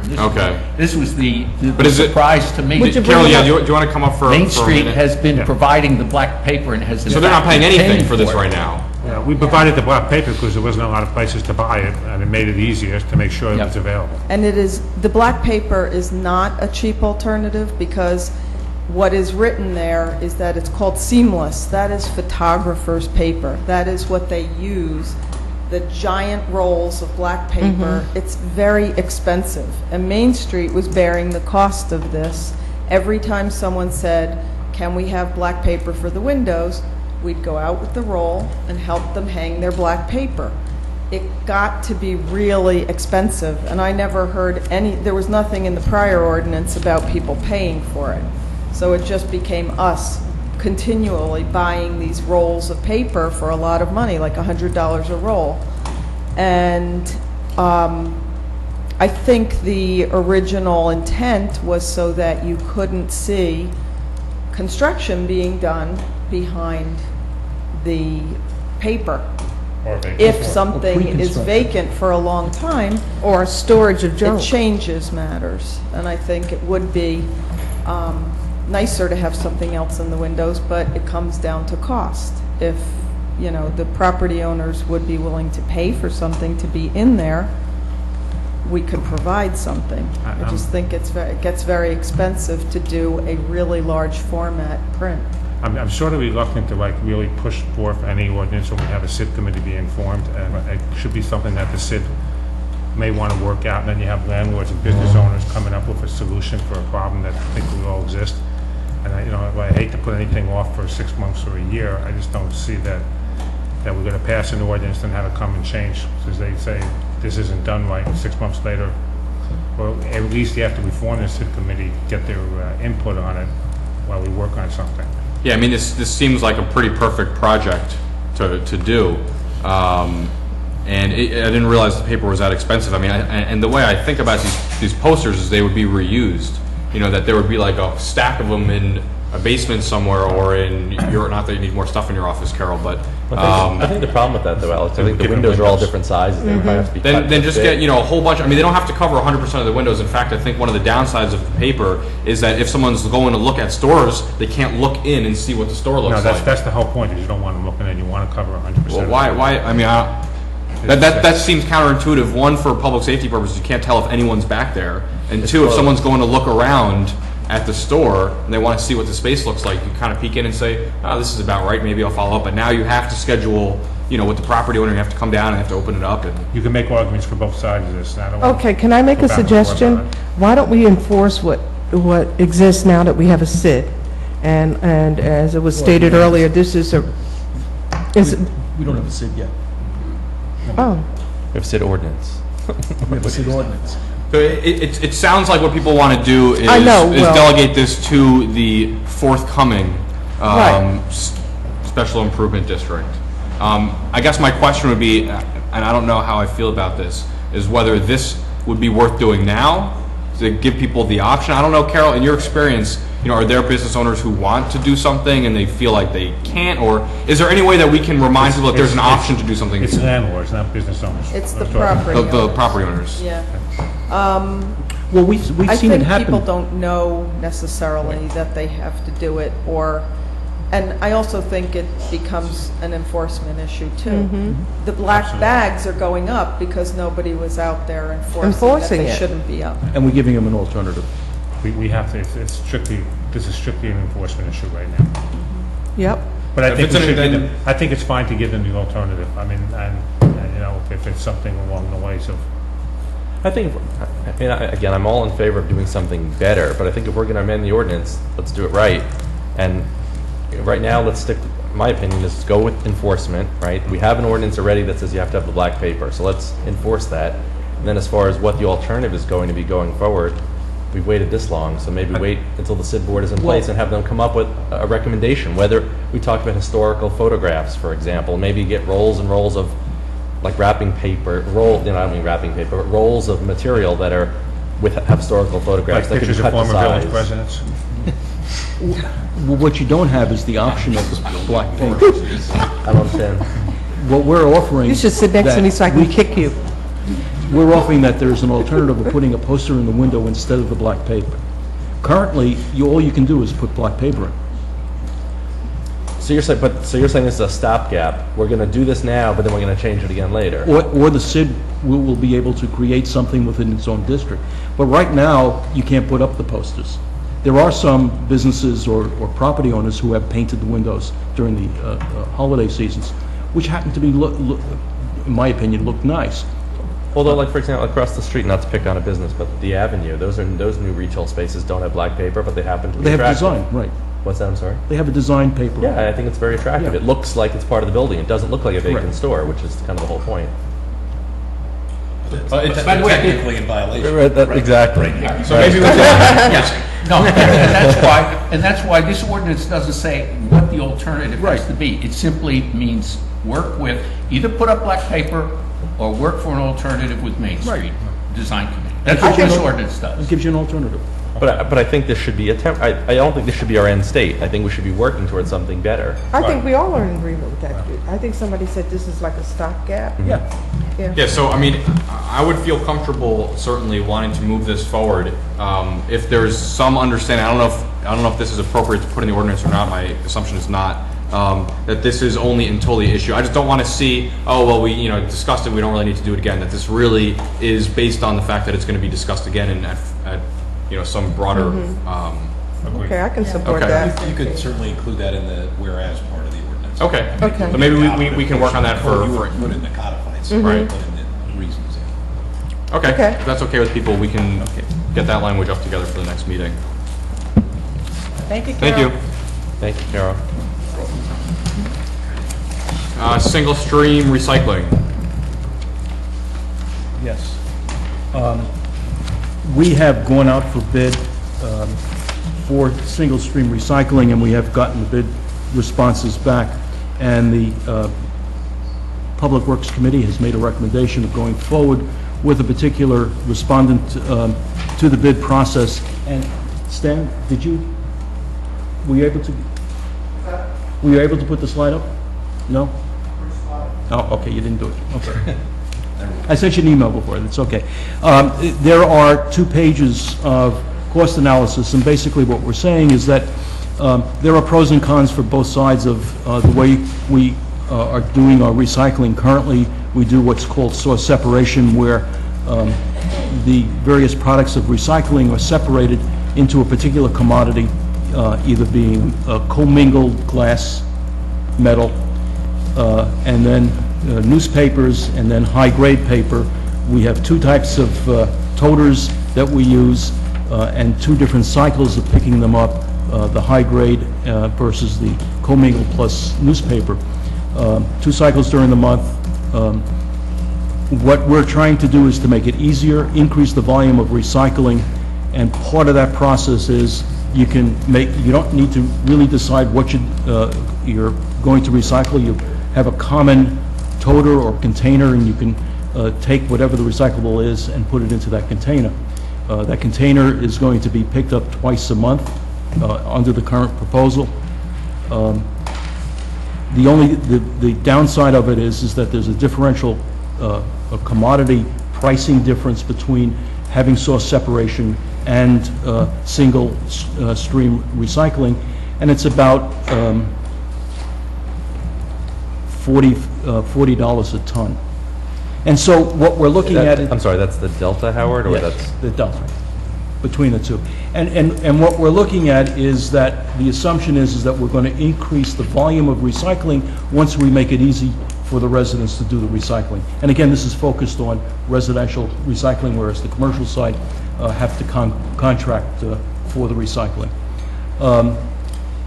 So what we're looking to do is significantly increase that volume so that we can change that cost curve or reduce the differential between source separated and single stream.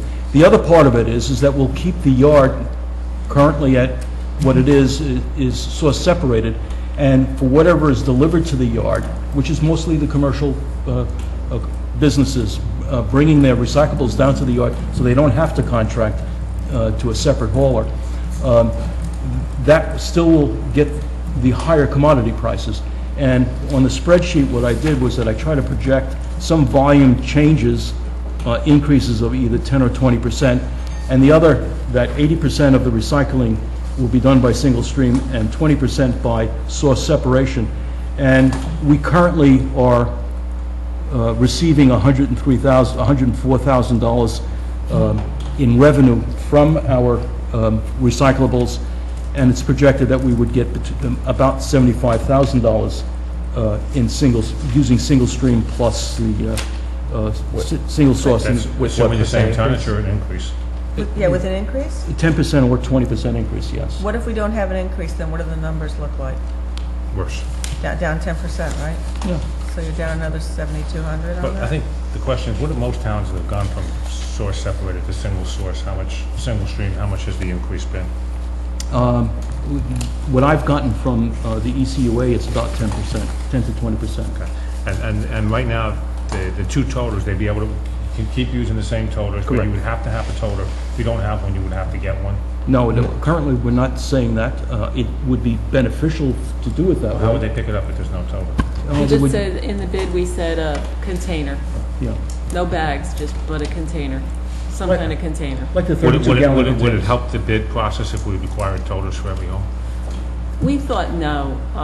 We're concerned in the beginning, we might want to ramp into a requirement of toters, but we're concerned in the beginning that we want people to like this, accept it, and to increase the volume. And because we think, you know, with the increased number of days, there will be an increase in volume, but we don't want to sort of juxtapose against that. I don't have to go to the dump anymore every Saturday. Right. Recycling the center. imposition of you know, a toter. I mean, part of this is not just about the money, part of it is about, increased environmental concerns and Correct. increasing the recycling. It's definitely a policy choice on that end. I mean, we're hoping, as Howard But said, it- to, over time, to either, flatten it out or certainly to reduce that, the delta between the 104, 103.9 that we got in, based on 2010 volumes versus the, it's actually like 72 plus at 10% and 77 at an increased percentage. That's why we're averaging 75. It's very unlikely, in my view, that it would go down. It's always the possibility we could screw it up, but, having people come to your curbside more often and an easier way to put it out.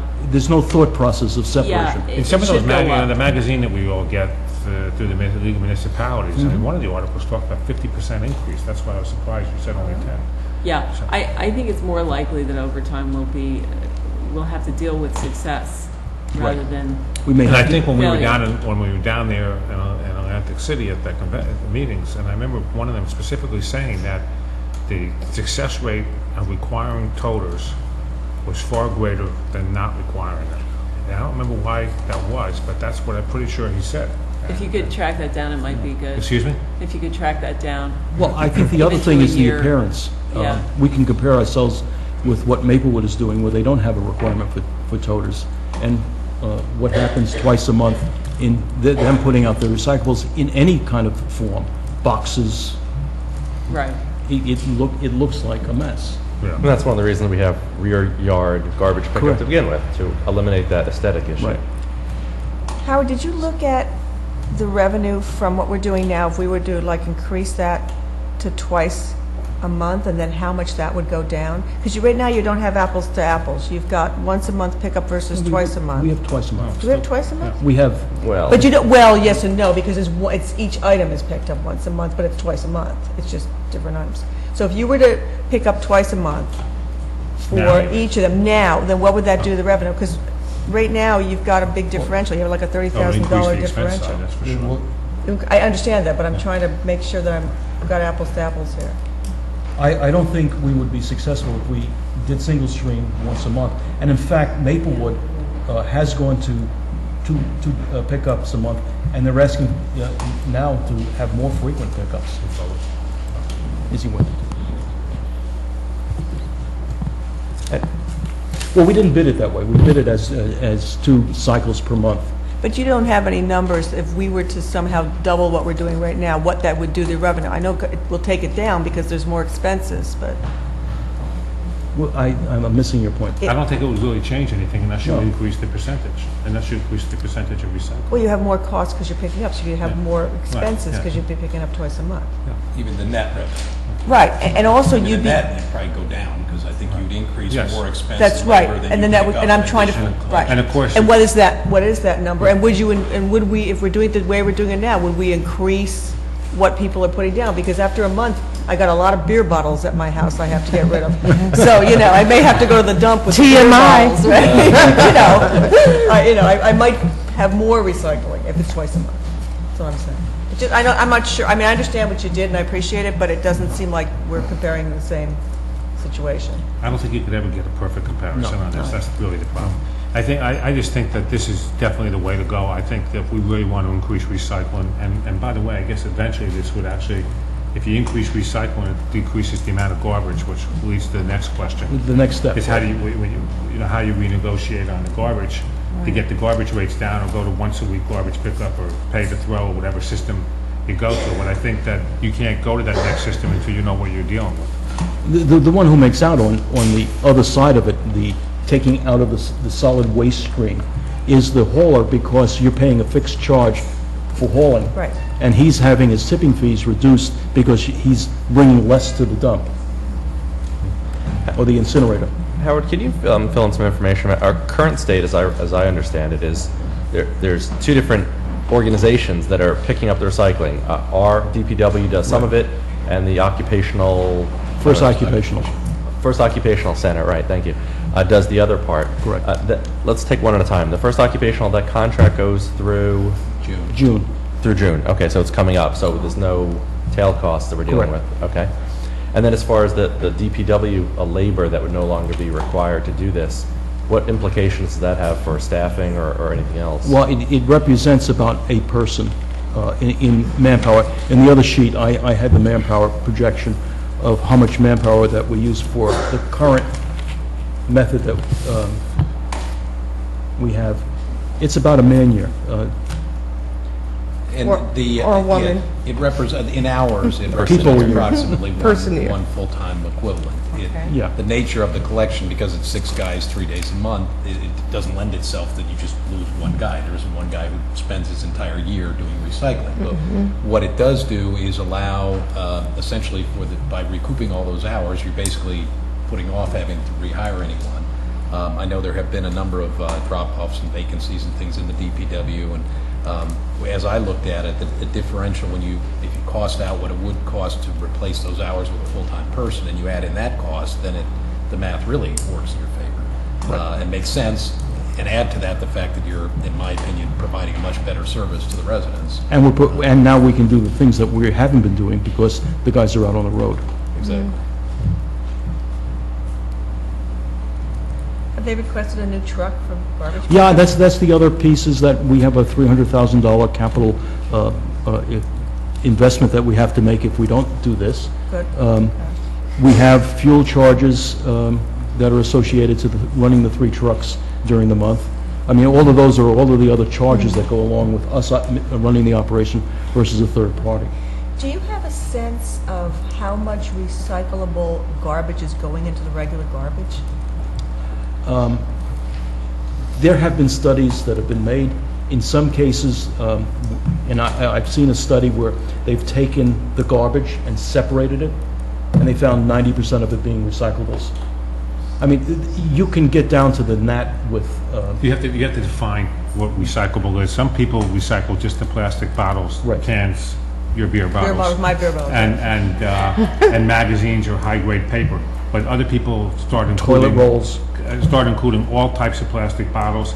There's different types of plastic grading. The bottles have it, cardboard, the thin cardboard boxes, like a cereal box, which most people just throw in the garbage, but that's a recyclable for some sources. And Mark, I'm sorry, is that included as part of this? Yes. Like cereal boxes? The thin box, the thin Yeah. cardboard, not the thick cardboard. Like corrugated cardboard too? Corrugated Yes. cardboard, okay. Right. But so when if people are taking those boxes, your so-called cereal boxes and boxes from the Goldfish that go with the beer bottles, you have to put those into the equation too, which could increase it a lot. If you get buy-in on the recyclables, you should have no trouble hitting the 20% increase and making it up on the savings of the manpower, the gas, the ton, and the decrease, potential decrease in garbage fees. Solid waste. I mean, I understand the garbage men have their own increases with gas and labor prices, so their fixed costs, those things have gone up, but the tipping fees are going down, and that's where we can see a potential savings, or maybe potentially one pickup a week instead of 2, which is the biggest. Microphone. Microphone. Can he have 5 5 minutes? Technical You got to change the video cassette? We're going to take a 5-minute break. Okay, we're taking a break. I'm having a beer. Just kidding. I would suggest a margarita. Please, Do you stand happen to by. have a good Cabernet Sauvignon?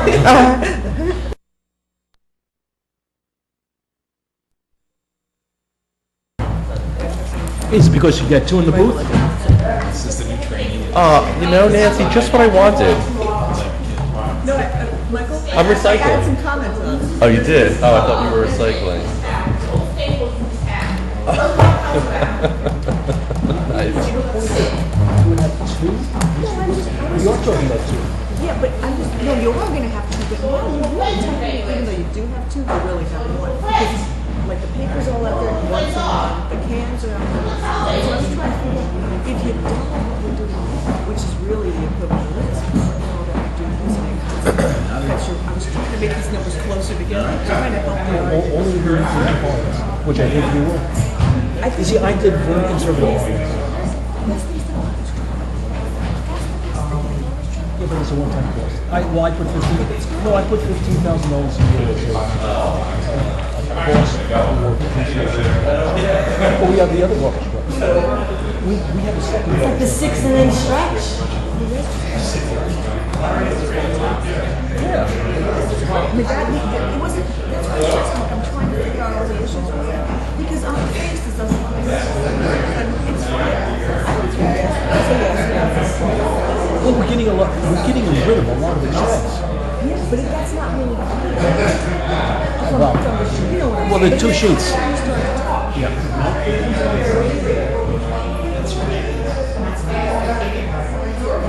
The other side of it is that we've got to change the way we do garbage pickup.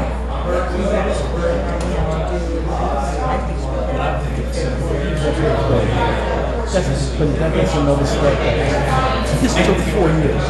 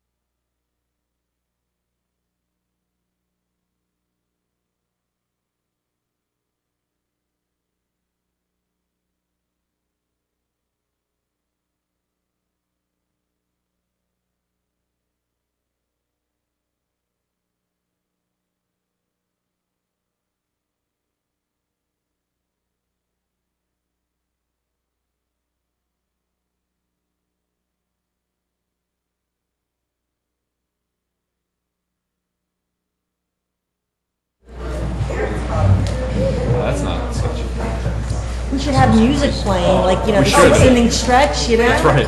Alex, you have to put that up, like, Previous week's episode? I think we should do that in the beginning of every meeting. Last week at the Board of Trustees. The tribe has spoken. I move to adjourn. All in favor? Whenever I make that motion, I know you get a second. How many seconds? Are we back on? I don't think so. Maybe. Good? Yeah? We're on. We're good? Okay, all right. We had a minor technical interruption for those of you watching on TV or online. We were discussing single stream. How long is this bid for, contract for? 2 years. No, it's a little less than 2 years. It is so that it will match Maplewood for us to both Okay. go out to bid together. I will say this, that I think that in the long run, and at the end of this contract, if we go forward with this one, that I would like to see us go to require total cards, because I think it's a much cleaner. Require what? Toters. What? Toters. Oh, To require the total cards. Well, why can't we do that now? But we can, I don't know why it wasn't done in the bid, but I don't want to sorry, slow down Barry? the process. We could do that independent of the bid. you need to talk in the mic. Require people to Okay. use total. Well, I personally would require the total cards. I think it's a much cleaner look. Blue or green, right? It could Blue be- or could be green, either doesn't one. matter, blue or green. We don't make a profit on them, sell them for the wholesale cost, we don't make a profit on them, and I would even say we should deliver them, because we want to increase the recycling as much as possible. So if the cards cost us $75, it's a one-time fee of $75, I think it's 75, is that what it was? Well, it depends upon which one it is. Yes, it's around that price. Whatever. And the green ones, we don't need those little inserts anymore. No, you just- don't need the black inserts anymore after this goes through, and we could deliver the total cards for free. And I think it's everything in our power to increase the recycling is the right thing to do and the way to go forward. And we can coordinate it with Maplewood next time if they want to require toters also. If they don't, then we'll go on our own way, or we'll look at West Orange. Well, you know. no, they can be without toters, and we can be with toters. We could bid it that way. The other thing is that if we buy the toters in a larger volume, of course, the cost of the toter is going to be less.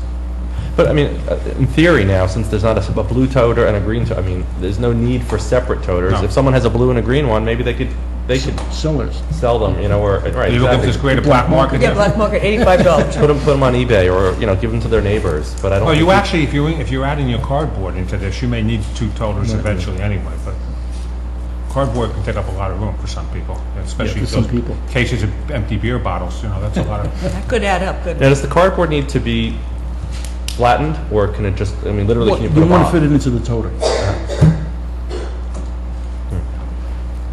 So would this affect, you said it wouldn't affect the bids that we got for the, so we can require this independently and it Oh, won't, yeah. it won't change the cost structure? No, our bid specs out the use of the toter, that they have the equipment on the trucks to lift the toter. We're not requiring a different, some of the newer toters are meant for the trucks that come along the side. They pick it up, and it's that leads to real price savings. One But of the that's, I don't want to make everyone get a new toter. One of the things we absolutely put in the bid was that they cannot mandate a new toter, because that would infuriate people. If everyone had to go out and buy a new toter, Right. the old ones were rendered obsolete, that would be unacceptable. But to reuse the ones that we currently use, I think that makes a lot of sense. Okay. Okay. Did you recommend a company Yes. to us? Yeah, we're ready to... Giordano. And did you do a check on them? Yes. Make sure they've done Yes. recycling before? Okay, Yes. good. And they It's, are in Millburn. There are a number of municipalities around us that are using them as their hauler. Okay, great. Have you spoken to reference? Yes. Yep. Yeah, Tommy has done it Yeah, all. they've been vetted. We have to pass a resolution or an ordinance? Well, we'd actually put it on for next meeting, and which Okay. is, the plan is to dovetail it to right when first occupation ends. That gives us Okay. enough time to do the education, the public notification, not have that. You got to speak overlap. in the mic. Not have the overlap of payments. And we modified our, If the consensus is there, we'd have a resolution on for the next meeting. And we're aiming for, you said, was it a June 1st implementation? Is it June 1st, they? Yes, June 1st. yes, And how are we going to get the news out to the residents? we already had started that process by a press release. We'll do additional press releases. website, Gaslight. We could do, maybe we could do some Gaslight. sort of fun video recycling where all the trustees are recycling things that we can get out. This is a good opportunity. This is a good, or Facebook, there you go, or Twitter. This is a good opportunity, I think, to remind people of all of the things they can recycle. Because my guess is that not everyone realizes they don't see the little recycling logo at the bottom of the cardboard box. So this is just a good opportunity, a good learning opportunity. What does this exclude? Styrofoam, I assume it excludes? Well, and that's light coming. bulbs, clear glass, those, some of the things that we exclude today are still excluded? Batteries, hazardous materials, that kind of stuff, Well, right? batteries go in the regular garbage. They do? Yeah. They don't go in hazardous waste? No. There's car batteries going hazardous waste, but the little AA batteries and C batteries, those They go go in the in the garbage. garbage. Yeah. Or actually, public service announcement, you can bring them to the UPS store and they will recycle them Right. for free for you. Are we not sending a letter out to the residents to tell them about this Oh, yeah. as Yeah, well? in addition to all the regular conventional means, I think this, because of the change in the nature of it, we should send out a mailing to all the residents that includes all these are the things you can't Well, we change recycle, our all the schedules, too. information. Maybe a phone call as well?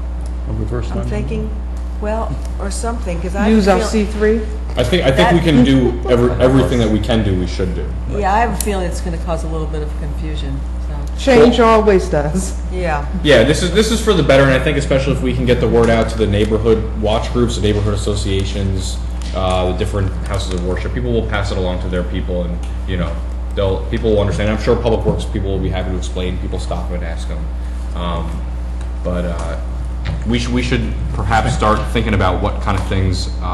Barry, maybe we can follow up a little bit about what kind of things that we can start to put together. We can bring some ideas back to one of the next board meetings about different ways that we can publicize this. And Howard, what kind of reporting does the vendor provide so you understand how we're doing as far as We increase? get a tonnage report. They do on a monthly basis? Rich gets a tonnage, well, because we get the money back. We have to report the tonnage. Okay. Well, we have a grant too. We are part of a recycling grant. Hopefully someone checks their scales. Okay, let's move. Okay, so we're going to have a resolution prepared, hopefully for next meeting. Village reassessment update. Yeah, this is something that I was going to report on, and then to the extent there's discussion. You recall at the last budget workshop, the issue came up, and there clearly seemed to be sort of a void of information of what the impact of the reassessment was, people trying to understand it. I did have an opportunity to look at our website, and the current information up there, with the exception of one small link that takes you to the appraisal company's website that you can sort of filter through. The bulk of our information are the original FAQs from before we ever did the reassessment as to why you're going to do it and what it is. So what I'm putting together is something that I would hope to have by the next meeting, sort of an updated page that would include information concerning, where the tax rate sits relative to the levy, so people can get a full understanding of, under my new assessment, we can't, and we don't have this year's budget, so we can't really speak to this year's taxes, but you can very easily do the calculation on last year's levy and say, under the 2011 assessed value, this is how you would calculate what your municipal taxes at a minimum would have been, and under the 2012 assessment, what would those taxes have been, to give people an idea. I think give them a bunch of information. There's a lot of very useful stuff, although it's a little tough to get to and understand on that realty appraisal website as well, and I think that I'm just a big believer in getting as much information as we can to the public, let them understand it. I think that it would help us in terms of avoiding unnecessary tax appeals, that people, if they don't fully understand the concept, their knee-jerk reaction might be to go file a tax appeal, and even if they ultimately withdraw it because they conclude that they don't have the comps or they're within the corridor or anything else, it's still an aggravation all the way around. So it's just something, I think it's a point on the website that needs to be updated. I'm working on it and should hope to have that for you by the next meeting. Okay, thank you. Fantastic. Okay, now, next is procedure to create a special improvement district board. Does Village Council want to comment on that? Yeah, only to say, and I have reached out to Carol to schedule, try and schedule a meeting. I've asked her to speak to her board in advance of that. And the purpose of that meeting would be to try and craft a revision to their organizational documents to morph Main Street into this corporation. And I will be following up with Carol to get that done now that the ordinance has been adopted.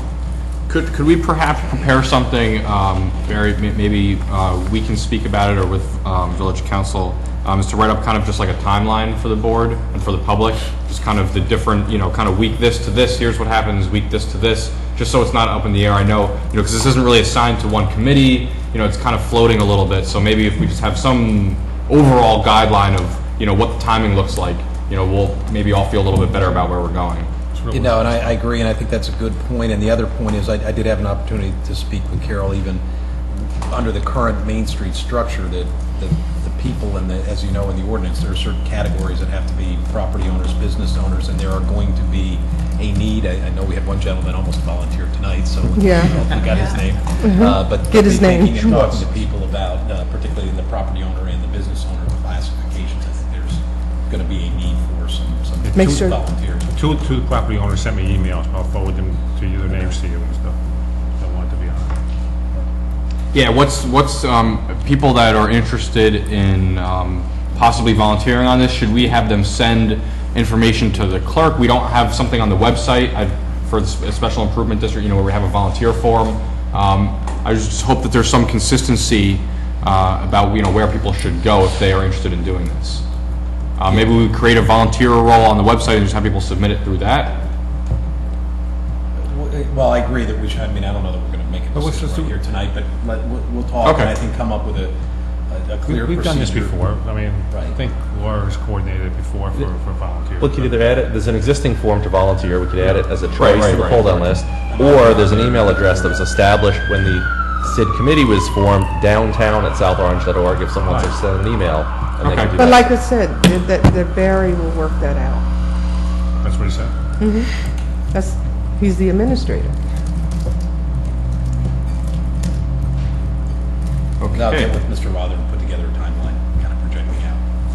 Next. Okay.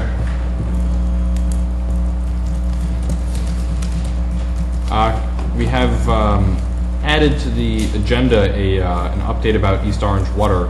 Obviously, there's a lot that happens that's legal matters that we can't always discuss publicly, but we all want to talk about what we can discuss publicly. So I don't know if there are any updates that you can provide at this point. No, the only thing that I can tell you is that we are awaiting the appointment of the special master. I had hoped we would have it this past week. We haven't yet. Judge Klein will shortly appoint the master, and then this will move into that next phase, which will hopefully move a lot quicker than the past one has. Could you maybe just very quickly, for people who maybe are just tuning into this, describe what a special master is and what this structure, this legal structure is? The special master is going to act in a number of ways. The primary way and the first order of business is for the special master to address water quality issues and what fixes there can be to assure the residents that there's a continuous stream of water that meets all of the DEP standards. That's the first and most important reason the master is being appointed. Secondarily, he's going to address all of the contract issues that we have with East Orange Water Commission, and he, in that capacity, is going to play the role of an arbitrator. His rulings will ultimately be binding on both parties, and we have a lot of dollars and cents issues and service issues that we're going to be adjudicating through the use of the special master. Thank you. You're welcome. Steve, one of the things we talked about last time is putting the data for the testing on the website. I know Yes. Bob sent out a memo the other day. Yes. Do you have any update on timing and when we would expect to see that? I think that's something that Bob and Barry will work through, the formatting of it, the standardization of it, and who's going to literally have the responsibility of putting it on there. It's in the works and should be fairly soon. You can come to me, get the stand going up. Yeah, speak in the, gotta remember to speak in the mic. Speak into the mic. Okay. Well, the other thing is that the special master will be able to get us the data or the information that we've been requesting, which we've been unable to. That's happening really on two fronts. We had started independently an action to compel them to give us certain data. We have indicated to East Orange Water Commission that we will allow those proceedings to be rolled into the special master proceedings, with one exception. There's been information that we've been demanding for a long time with regard to labor rates, which underlie a lot of the arguments that we're making, and we have told them that we're not about, and they're under an order to provide that information in 30 days. Court has issued an order based on a motion we made. That 30 days is about to expire. But that's one thing we're demanding that we get, because that's such important information that literally underlies many of the economic issues that we have with them. Thank you. Thank you. Okay. Those are our discussion items for the evening. We've got a number of resolutions on the consent agenda.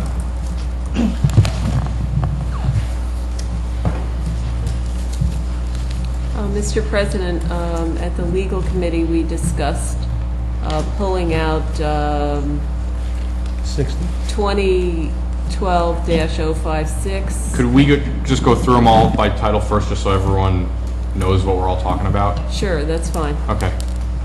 Thank you. We have a resolution amending a hiring resolution 2012-42 to correct the hourly rate of pay for the per diem crossing guard in the Department of Public Safety Police Force.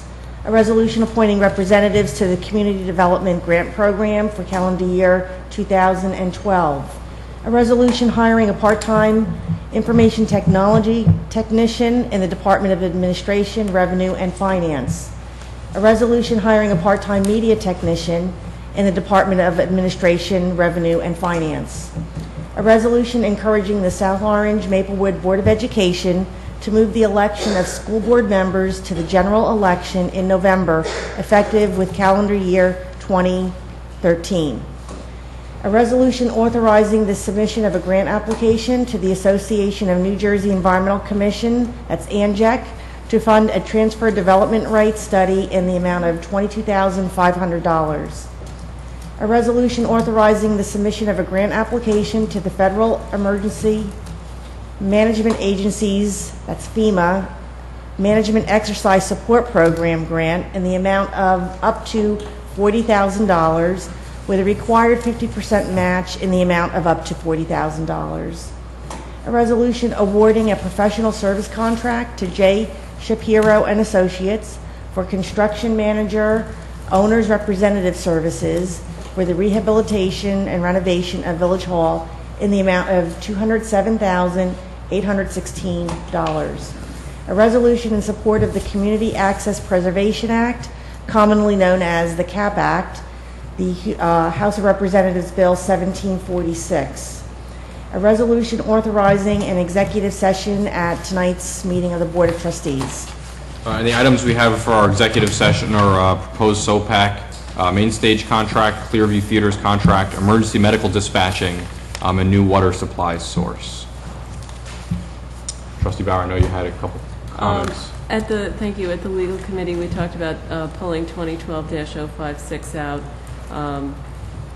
less for the reason stated in the title, that is moving the election of school board members to the November election, but also because because it ties the sentiment for doing that in the resolution to the Senate bill, which aggregates essentially the Board of School estimate, with which at least some of us do not agree. So the suggestion legal had was to not move this resolution, but instead to write a letter to the affected parties to say what our sentiment was without tying it to this bill. Well, I mean, if I may, obviously you're welcome to pull it out and we can vote on it separately, but I mean, the reason it's on here, as we talked about at the last meeting, we tried that approach the first time, and we agreed we needed to take more formal action. This particular resolution has that reference to that Senate bill, because until that bill is passed, it's irrelevant.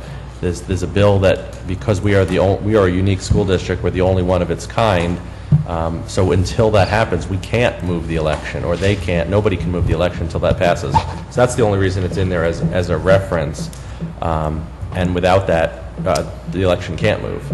The problem is that it essentially endorses the bill, and I oppose the bill. So I can't vote for the resolution, even though I'm in favor of moving the election to November. I think the bill has to be recast. I got the sense it isn't going to happen. It's passed by both houses, and now it just needs to be signed by the governor. Well, I think if the legislature is passing a bill that only affects us, that we're not happy with because it abrogates the Board of School estimate, then the legislature needs to know that. Can I just say one thing to Michael? I understand what you're saying, but I don't know if this is time sensitive, that we have to do this right away. Wait until November doesn't really change anything. This is not for this year, it's for talking for next year, so what's the difference if we wait on it? Well, it is for this year, right? Because if we talked about this at the last meeting. We said we want them to do it this school year, because if they don't, let me finish, please. If they do, if we wait till next year, we're going to be in the same.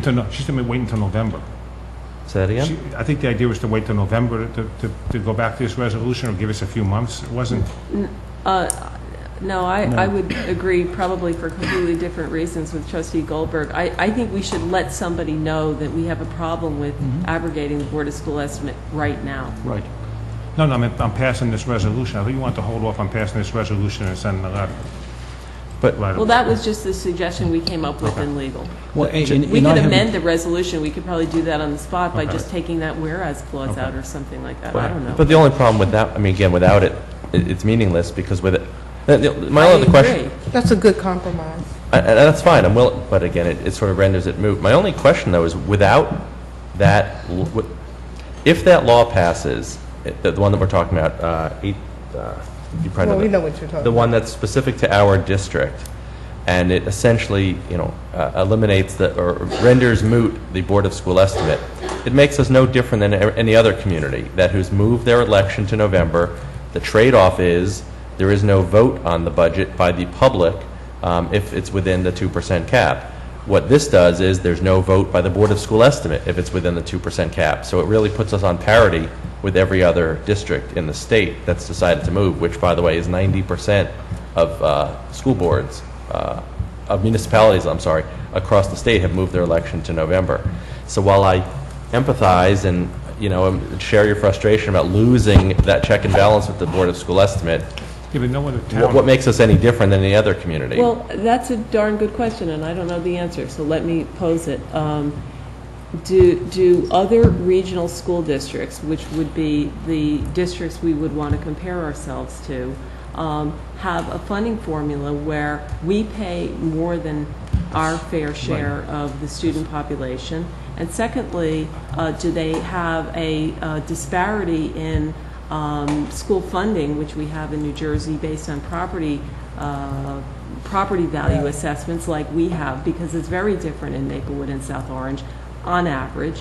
And thirdly, we have some other unique issues that probably present themselves in other regional school districts, but I don't know whether they do or not. I mean, I can think of instances where, I've talked to school board members 18 years ago, 19 years ago, 20 years ago when I moved here about this issue, that issue, the other issue. I feel safer having a Board of School estimate here. I have gone to the village president and said this, that, the other thing, and I know that voice is heard. I see no reason to give that up. Maybe other people gave it up. I'm not here to judge their 100%. municipal representatives, but I don't see why we would give it up. I agree 100%. I was going to make the same point about the assessed values, that the regional school districts do not use that formula. Right. It's unique to us, and we're basically getting screwed on it, and there's no other way to put it. And we cannot give up not that the Board of School Estimates is going to solve that problem, but it does give us a voice. And I know that years ago when the so-called, we fought them to keep the busing and the safe schools to route on certain streets, whether everyone was in favor of it or not, it was something we were able to force because of the Board of School Estimate issue, and we would not have been able to do that without it. So I think that we need to keep it, and I think we need to hold the legs to the fire. And I think we should push harder for getting this formula changed. And if you want to make us a regional school district and give us the same funding formulas as some of the other regional districts use, that's fine. That's fine. Without taking a side on this one way or the other, it sounds like there is some possibly unanswered questions and concerns that people have that maybe haven't been addressed. Well- I see, hold on, I don't think there is any reason why this has to be done in tonight's meeting. I would ask if the board wants, can we take this out and either put it as a discussion item for the next meeting, or it looks like village council wants to weigh in. But We are close to getting a memorandum of law out that Trustee Bauer has been looking for, which will, and I'm not free to give all the details on that right now, but may help you in making this decision, because it addresses broader issues. And if you could put it off until your next meeting, I'll try to get that out as early as possible so that you'll have enough time to digest it, and then maybe either in public or in private, you may want to review this further. Because I was really for moving this to November for the things I stated in the past, because more people come out, it saves cost of election, but Trustee Bauer in our legal meeting brought up these issues that I really was not knowledgeable enough to, that I really wasn't aware of the benefit of the School of Board estimates in the way that she presented it, which really resonates with me. So I would like to delay voting on this so that we can explore. Can I make another alternate suggestion to Janine's initial point? And Janine, I don't disagree with you that the concerns about the legislation. So you originally suggested we strike that whereas clause, so be it further resolved that upon passage of New Jersey Senate Bill S1328, we simply strike that, which I think is what your concern is. And then all the other language is what you're suggesting. That sends the message that we want to convey, that we want them to move the election, and then we can deal with all the legal stuff afterwards, because I think that's going to be a longer process. I think we need to send a message clearly, quickly. I have a different opinion of that. I think we maybe should take this resolution and wait till after the election, look at the other school districts that have moved to the November, that may be similar to us or close to the kind of configuration we have, and see what the impact of them moving themselves to the November election and how that election comes out. Look at the numbers. We have an opportunity of seeing what happens in a real election by comparing what happens at the other districts that have moved. This is not necessary to be done now. It could be done afterwards. It could be done after this November's election.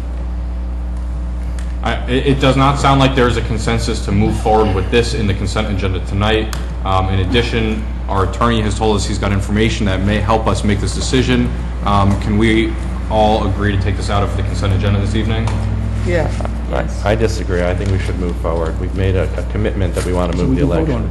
Then vote. Well, then I'm going to ask that we take this out of the consent agenda and vote on it as a separate action, and you can either vote yes for it or not. And I guess I would stress, and I will when we get to that point, that not moving it forward is not a necessary endorsement or not endorsement of it. It just may be that some people want to discuss it at a different time, as there seems to be no rush. Is there any other questions about the consent agenda? I have questions about two items on here, 58 and 59, but really it leads to a bigger discussion about about these two items, but both on here without any prior board discussion in public. That is a full board discussion, and this is another continuing problem of not having either a conference agenda or some kind of format where there's where committees report on things. So the grant application and the resolution to award the contract to J. Shapiro and Associates, and I'm sure he's the perfect firm and that we would have it, but there's been no discussion. The public has no idea why we're voting on this, or what are the firms we looked at, or what this is for. And by the same token, on the grant, which I think I saw an email yesterday for the first time about this grant, which is coming up here, and I don't know how come we didn't, is this the grant that came up yesterday? Oh, this came up, which one are you talking about, 58 or? I forgot which one it is, 58, I think. Yeah, that came up a couple days ago, and we can talk about that. But it goes to the point that we seem to have a lack of transparency that we had before by having a conference agenda, committee reports would come up, the committee would report, legal committee would report, ask to hold off on a resolution for a reason, we'd have that thing, we'd have that discussion then, instead of having the discussion at the last minute after the resolution's already been put on here. This whole process that Regan put forth seems to actually make the meetings longer and less transparent for the public, not to mention the Board of Trustees, who is totally clueless on two of these items, which I have yet to see anything about this resolution for the professional services contract. I didn't see the things. I knew about it. That went out with the packet on Friday. Yeah, it went out in the packet on Friday, but there was no public discussion. No, but let me address two points that you just brought up. One is that I don't think that there's any less of a lack of transparency. I think we aren't using our organizational structure the way we're supposed to, and we use the conference agenda. That made it easy to delay things. I think there are a couple things we could do. One is make sure we use committees the right way, which we're really not right now. And the second is to make sure that if we do have something, as long as there's time to do so, that everything be added as a discussion item if it's not coming from a committee before there's a resolution for it. And I think that's a fine thing to do. And when I've talked with our clerk and our administrator about this agenda process, and now people are filling out a form instead, that the idea of that is that when that request comes in for a resolution, at the next meeting there's a discussion item, and then the following meeting after that there's a resolution. Now, I'd rather have the committees have a report again If it's not coming, right. I would rather every committee have to do the report every month. We have trustee committees for a reason. You said before that we're probably not using the committees right, and part of it is because we don't discuss. So committee comes back, makes a recommendation, we're not having that discussion anymore. We're only putting on items that we think we should move forth as an action item. We're not having any kind of discussion whether it's negative or positive about something. So I think that we should put automatically on discussion for every other meeting, which would be once a month, that we have a committee report from the trustee committee. If that trustee doesn't want to report anything, then they can... Yeah, I agree with you on that point, Mark. I mean, I think there's a lot of things that are discussed at committees that don't necessarily move forward as actions, but I think the public should understand things that are being discussed, things that are being considered. I think there's a lot of valuable information there. So I agree wholeheartedly with you on that. I will say, with respect to this professional services contract, in some fairness, at the last meeting, we asked for the village engineer to give an update on Village Hall, and that was part of his update. He did say he would have a recommendation forthcoming. But there was no okay. So, did. So it was it was discussed as part of the Village Hall update at the last meeting. But you're right, we did not, I mean, I was on the Public Works Committee, so I saw the proposals and more depth as part of the committee, and fully endorsed this recommendation. I saw the proposal, and I think it's very thorough, and they did a really good job. And we saw the numbers in the packet that we But that received was on not passed Friday. on to the full board.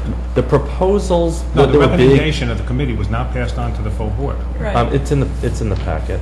No, in the packet. It wasn't sent to us as a packet on Friday. It wasn't sent to the full board, 2 weeks ago or a week ago when that thing was made. The minutes, That's because we don't- the minutes for Public Works, in fairness, were distributed today. Today. Yeah, right. In fairness, so, Yeah. Right. and you're right, it's not a great process. I don't think there's any problem with asking for committee reports, as part of this. We can certainly try it. I mean, what we're doing is set in stone. However, I will say that is going to add another 30 minutes onto the meeting, and all of the board members are going to... eliminate this whole discussion then.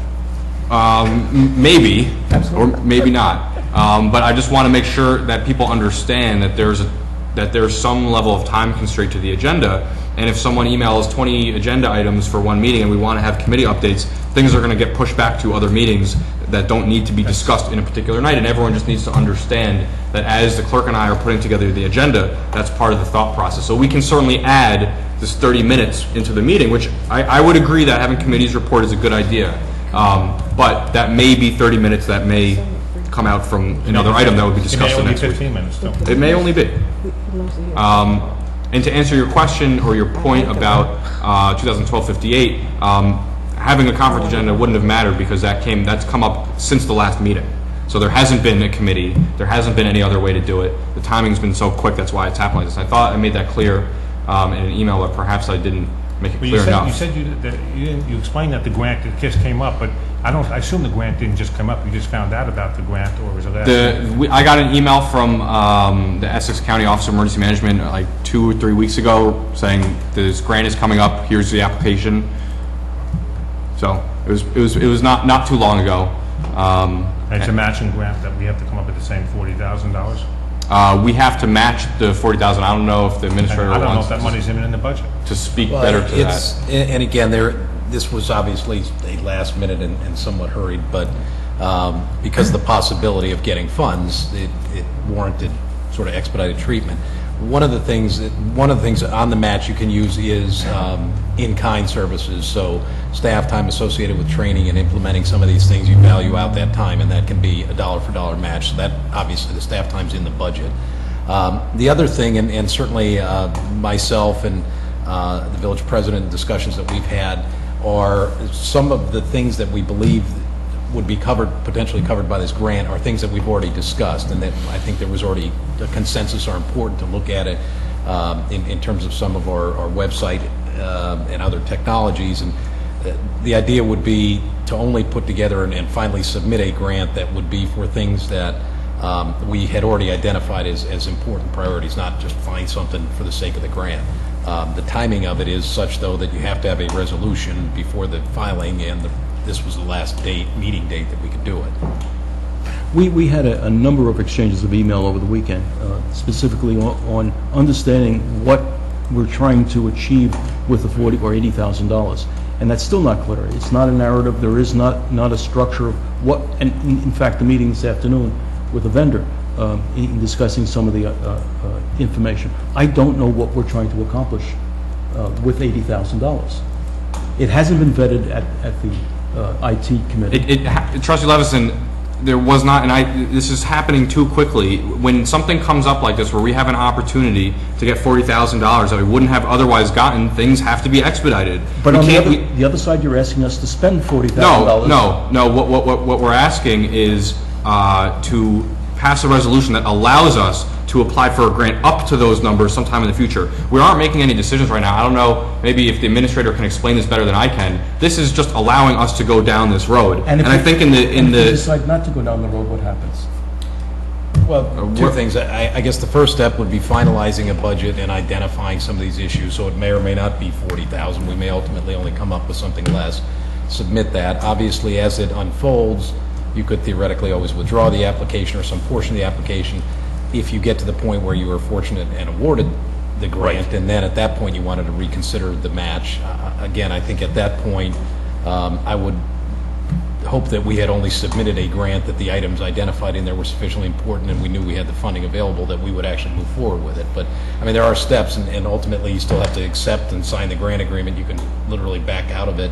And typically the reimbursement grants, so if you don't go forward with it, you wind up just forfeiting the grant. And the potential downside to that, you don't want to do that too often, as you burn bridges and people at the state say, Correct. you know, hey, you can't turn back too many grants. But there are certainly, I think, plenty of opportunities in the coming months and several months as this unfolds to kind of crystallize what we want to do, where the funding would come from, and make sure it's something that's a priority, and either scale it back or, again, at the first instance, don't apply for the full amount. But again, because of the timing of this, we put up to and up to, so that if we did put this together and have a sufficient budget, that we could go for the full 80 or 40,000 grant 40 match. But if it's something less than that, then we're not going to make up stuff just to get up to $40,000. That I can assure you. No, and this is only for needs that we've identified already, and maybe for the benefit of the public, we've been kind of discussing things in vague pieces. This is a grant that's available to us. It's been in existence for I don't know how many years. The village has never applied for it before. And this is a grant that is supposed to help correct deficiencies that are noted when a municipality or two municipalities conduct a drill or an exercise. Last year, Seton Hall conducted a drill with money from FEMA at Seton Hall, an active shooter drill that involved the police department, fire department, rescue squad, the county, and neighboring law enforcement agencies. And a number of deficiencies were noted in that, primarily communications related. And this grant is specifically for a municipality, or in this case, we're applying with Seton Hall as a co-applicant, which makes us eligible for up to $40,000 instead of up to $15,000. And it allows us to correct some of the deficiencies that were noted in that report. The communications deficiencies that were noted, some of them were the village being able to communicate quickly with the residents, which is a deficiency that we've discussed and agreed upon as a board in the past. That will allow us to use a reverse 911 system, whichever system that we find is the best for us, that will allow more than one staff person to use it. That will allow us to create lists of residents by geography so that we can put out, even if it's not necessarily a reverse 911 emergency, but it's like a water main break or something. I know there was something the Public Safety Committee wanted to do a while back. This software would allow us to make it more easy to do that. This would also be potentially help fund the same software, be able to recall employees, police officers, firefighters, rescue squad, the CERT program, which is growing. And that kind of leads to the second part, which is that we don't really have a lot of radio communications equipment in the town. So if we actually activate our CERT team for an emergency, there's really no way for them right now to communicate with anybody. Seton Hall has a really robust program that they got through a similar grant from FEMA, where their organization has medical equipment and radios and vests and helmets and things so that when they're used, they actually have the equipment to do the job. We don't have any of those things right now. We've got an upcoming CERT class where we've got already 7 or 8 people signed up, and we're hoping, and we just announced it just a couple days ago. And as that program grows and we actually use it, we're going to need the equipment, and this grant would allow us to purchase that equipment because all of these things were specifically noted as deficiencies when we did the drill last year. So it's great that we actually had the money from FEMA in the first place to do the exercise and actually find that we had some issues that we need to correct while in a drill format and not actually in a real live situation where our emergency responders don't have the equipment they need or we're somehow handcuffed to get the information out. No doubt this process for applying for this has been very quick, but it's still a grant that we've never applied for before. I think it's a it's a really good opportunity for the town. And as the administrator mentioned, and as was put out in the memo, there's not there's not a budget impact. We're not buying things that we didn't need to buy or that we weren't planning on doing. We're getting this grant that's going to allow us to purchase something that we already wanted to do. Seton Hall contributing anything other than their name? Seton Hall is a co-applicant on the grant. The village will be receiving all of the grant money, which will benefit Seton Hall indirectly. But the grant money is coming to the village. Okay. They're not contributing to it. That was, yeah. The other is that it opens up, the way you're describing it, it opens up anything that we would like to do. In a set of things that we've been talking about, you can apply towards this grant. Well, You went from recreating the website to changing out our communication equipment.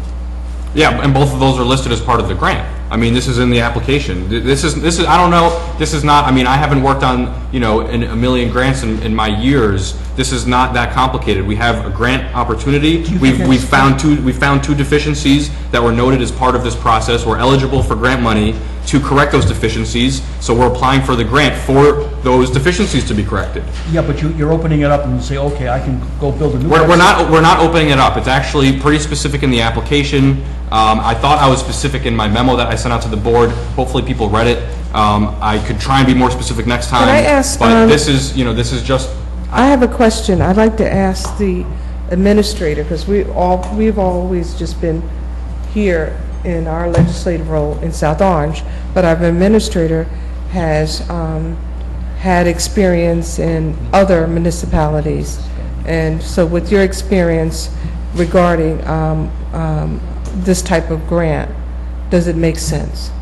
I support In the it. mic. Yeah, no, and again, I have a long history of being involved in grants, and in a perfect world, you get the notification of the grant, plenty of months in advance, you plan it all out, you vet it, you discuss it, you come up with a budget, and in a perfect world. This was sort of a unique set of circumstances where it's my understanding this was actually reprogrammed dollars from a prior year that were sort of sitting there that people weren't really picking up on the fact that they were there. We got contacted, hey, nobody's really applying for this, the money's there, but the deadline's in like 2 weeks, so if you get in on it, you got a good shot at it. To me, anytime you have an opportunity to get free money, and particularly free money for something that's worthy and worthwhile and something that you want to do, if it's if the circumstances dictate it and you're forced into this short time frame, you jump through hoops. So it's the towns that are going to jump through the hoops in 2 weeks that are going to get the money, and the others are going to say, I don't have time to get to it, and it's going to slip by, and then they can go apply next year. So again, I recognize fully this is not the normal way, and certainly it's not the normal way I would pursue or present grant opportunities. However, it is a unique opportunity. There's money available. We have been advised that the likelihood of success is fairly high. Within the parameters of the application and the things that are eligible, when you tie those into that report, which had some fairly broad things that seem to dovetail into a number of public safety type concerns that, in my short tenure here, as well as my review of some of the history, seem to be issues that were of concern. It seemed to me to be an opportunity to go, and again, we have time. Unfortunately, the timing short of calling a special meeting, this had to be on tonight. That was just, What is the time, what is the application date? Do we the application date's the end of the week. Yeah. This week? Yeah. I don't really object to the grant itself, and I understand what you're saying about the timeline.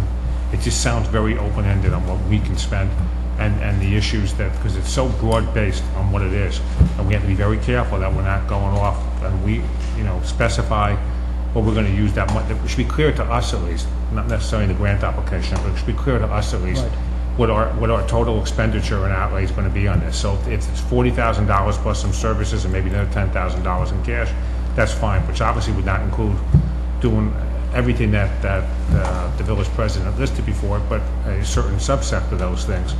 And I think I'm okay with doing the grant as long as we understand, and obviously that's your job, is to make sure we stay within that limit of the $40,000 plus whatever we have to spend. Well, clearly we will, and I'll go one step further. I can commit that prior to submitting it, I guess I'll go on a limb and say that we're going to have to put together a budget, and we will circulate that to everybody before with adequate time for everyone to review it. And if something jumps off the page that you're thinking, then let us know, and we'll That's fair. we can. Okay, that's good. Are there any other questions on any other consent agenda items? I have a question on 59. The length of the contract for Jay Shapiro, does that go now through the punch list, or is there a time frame on it? Post. It includes post-construction inspections. And what if the project runs 5 years as opposed to 3? Is there a time frame in He's there? not doing his job. Well, he has the estimated number of hours that I don't believe it's a fixed price contract. It's not a fixed price? I don't recall. Well, he has estimated number of hours that would... Right, but I don't believe it's hard fixed price. In fact, he would maybe want to reduce some of the hours. Or add them? Well, he has a lot of inspection time, on-site inspection. So it's not a fixed fee? Fixed to the extent of how many dollars per hour. They estimated for each part of the phases or the parts that we expect them to do, some estimate of number of hours that they would spend. So let me try that again. $207,816, that's not necessarily what we're going to be paying them? It could be less. It could be more. And it could be more? Well, it could not be more unless we came back with With a a change order. resolution authorizing an additional amount, because the only authorization caps it. It is a major problem with the project. It could wind up being more. But Sal did answer that question. All right. Are there any other questions on any other consent agenda items? Okay, does someone want to make a motion that is not inclusive of... I'll move the consent agenda minus 56. I second it. All in favor? Aye. Any opposed? Thank you. Okay, we have one resolution requiring separate action. That is the resolution from before. Is there a motion? What's the resolution The for? resolution is 2012-56, encouraging the Board of Ed to move the school board. I'll move it striking the language that says, upon passage of New Jersey Senate Bill S1328. Okay, Have what somebody was who that moved it motion? and said- Yeah, you got to get together, you two. What's that? You got to get together. We got two motions on the table. I heard Deborah's motion. I said I move. Well, I had said earlier I wanted to omit it. So with the language or without it? You went first. I don't care, we're all going to vote anyway, so it doesn't matter. So we have a precedent motion by trustee All right. Goldberg. All right, so for- what does it matter? Help me. To change the language? Right. The resolution 056, but striking the language that says, upon passage of New Jersey Senate Bill S1328.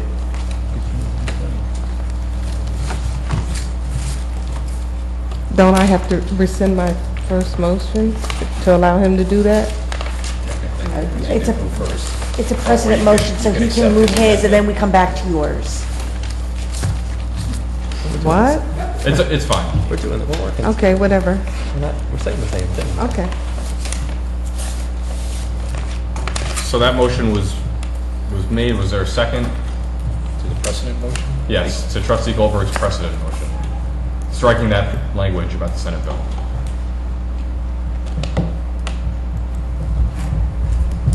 Okay, there's no second. The motion dies. Do you want to, Trustee Davis Ford, do you want to make your motion? Do you want to withdraw it? No, I already moved. Second. Okay. Could we have, and your, Trustee Davis Ford, your motion was inclusive of that language, correct? There was no change? No change. Okay, so we had a motion and a second for the ordinance with the original language. Could we have a roll call vote? Thank you. Trustee Bauer? No. Trustee Davis Ford? No. Trustee Goldberg? Yes. Trustee Gould? No. Trustee Levinson? No. Trustee Rosner? No. This is a record. This is the first time everyone's voted no and you voted yes. In favor, 5 opposed. Talked about this ad nauseum. It makes no sense. I don't think that motion passed. Did not pass. Okay, is there any new business? No? Yes. Okay. And yes, too, but I defer to Trustee Goldberg. Trustee Goldberg? It's actually a follow-up from our last meeting when we talked about the changes to the charter. Steve, I believe you were going to make a red line version and circulate. Do you have an update on that? It's underway. It's working right now. So for our next meeting, we'll have it and an I ordinance? hope to have it by the next meeting, yes. And an ordinance as well? Yep. Okay, thank you. New business? Yeah, Well, I think perhaps there are a lot of changes. There won't be an ordinance for the next meeting, but we can list it for discussion again. Have the document for discussion rather than the ordinance. Because the ordinance is perfunctory, very simple document. I think you're going to probably have some comments made on this. Okay. To have an ordinance, I'll do it if you want it, but I think we're at a point when we a bit could... of a rush. Well, we spent about an hour at the last meeting discussing it, so I don't know what's further to discuss. Well, when you see it in writing, you may have some other thoughts. Yeah, I'd like to see it in writing. Yep. Is there any other new business? Yes, just wanted to share with you, coming out of the legal committee, we discussed and reviewed the first draft of the written policy on email communication. I believe this was sent to all the trustees, and in discussion, Trustee Bauer had some additional things that she would like to see revised on the email policy, and she will work with our counsel and get that back to the legal committee for review. And at that point, we think that we should be ready to I share. have no idea what you're talking about. I don't think... No, it was not. It was only went to the legal. Oh, wasn't To the it? legal, just I'm to the sorry. legal So, committee. well, then I'll tell you, we need an email policy, to make sure that we don't compromise the village or any trustee. We want to ensure that we have no violation of the sunshine laws or the Oprah Acts or whatever. So based on that concern, to be in compliance and to reduce any potential liability, our council came up with a rough draft of an email policy that would be implemented, presented in the form of a resolution that we'd all review and agree upon, and then it would be implemented as a policy that we should all abide by.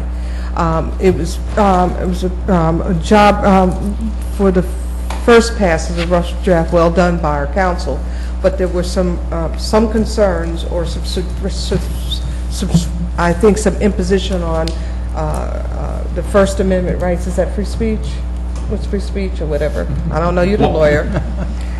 That Janine was concerned about, and so we're going to address those issues so that several things happen, that we have a clear policy that's simple and easy to understand, that we ensure that we don't violate any Oprah or sunshine laws, but also will allow an individual to share any opinions that they may have about a particular issue. So once you guys work on those changes, we'll get that sent out to the board. We can, for our next meeting, have a discussion item about this, so we can discuss this as a board. Do we have a motion to adjourn? Well, No? we, as well said that we wanted to include a disclaimer on our email, What? a disclaimer on the email. Yes.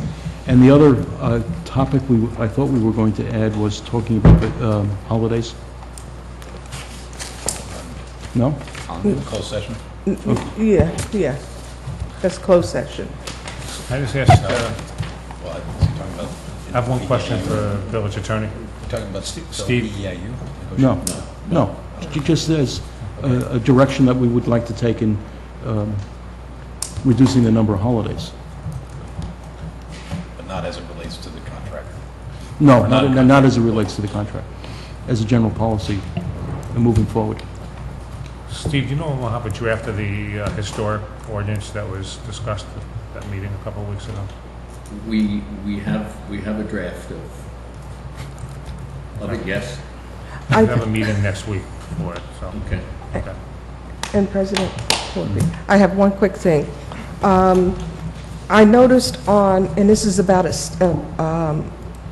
our laws that exist regarding parking and aesthetics, coming up South Orange Avenue, there's, I guess, that strip between Carvel and ShopRite, there's a van with advertisement on it that seems to be there all day long. I come through this, yeah, and I just want to know, is there any,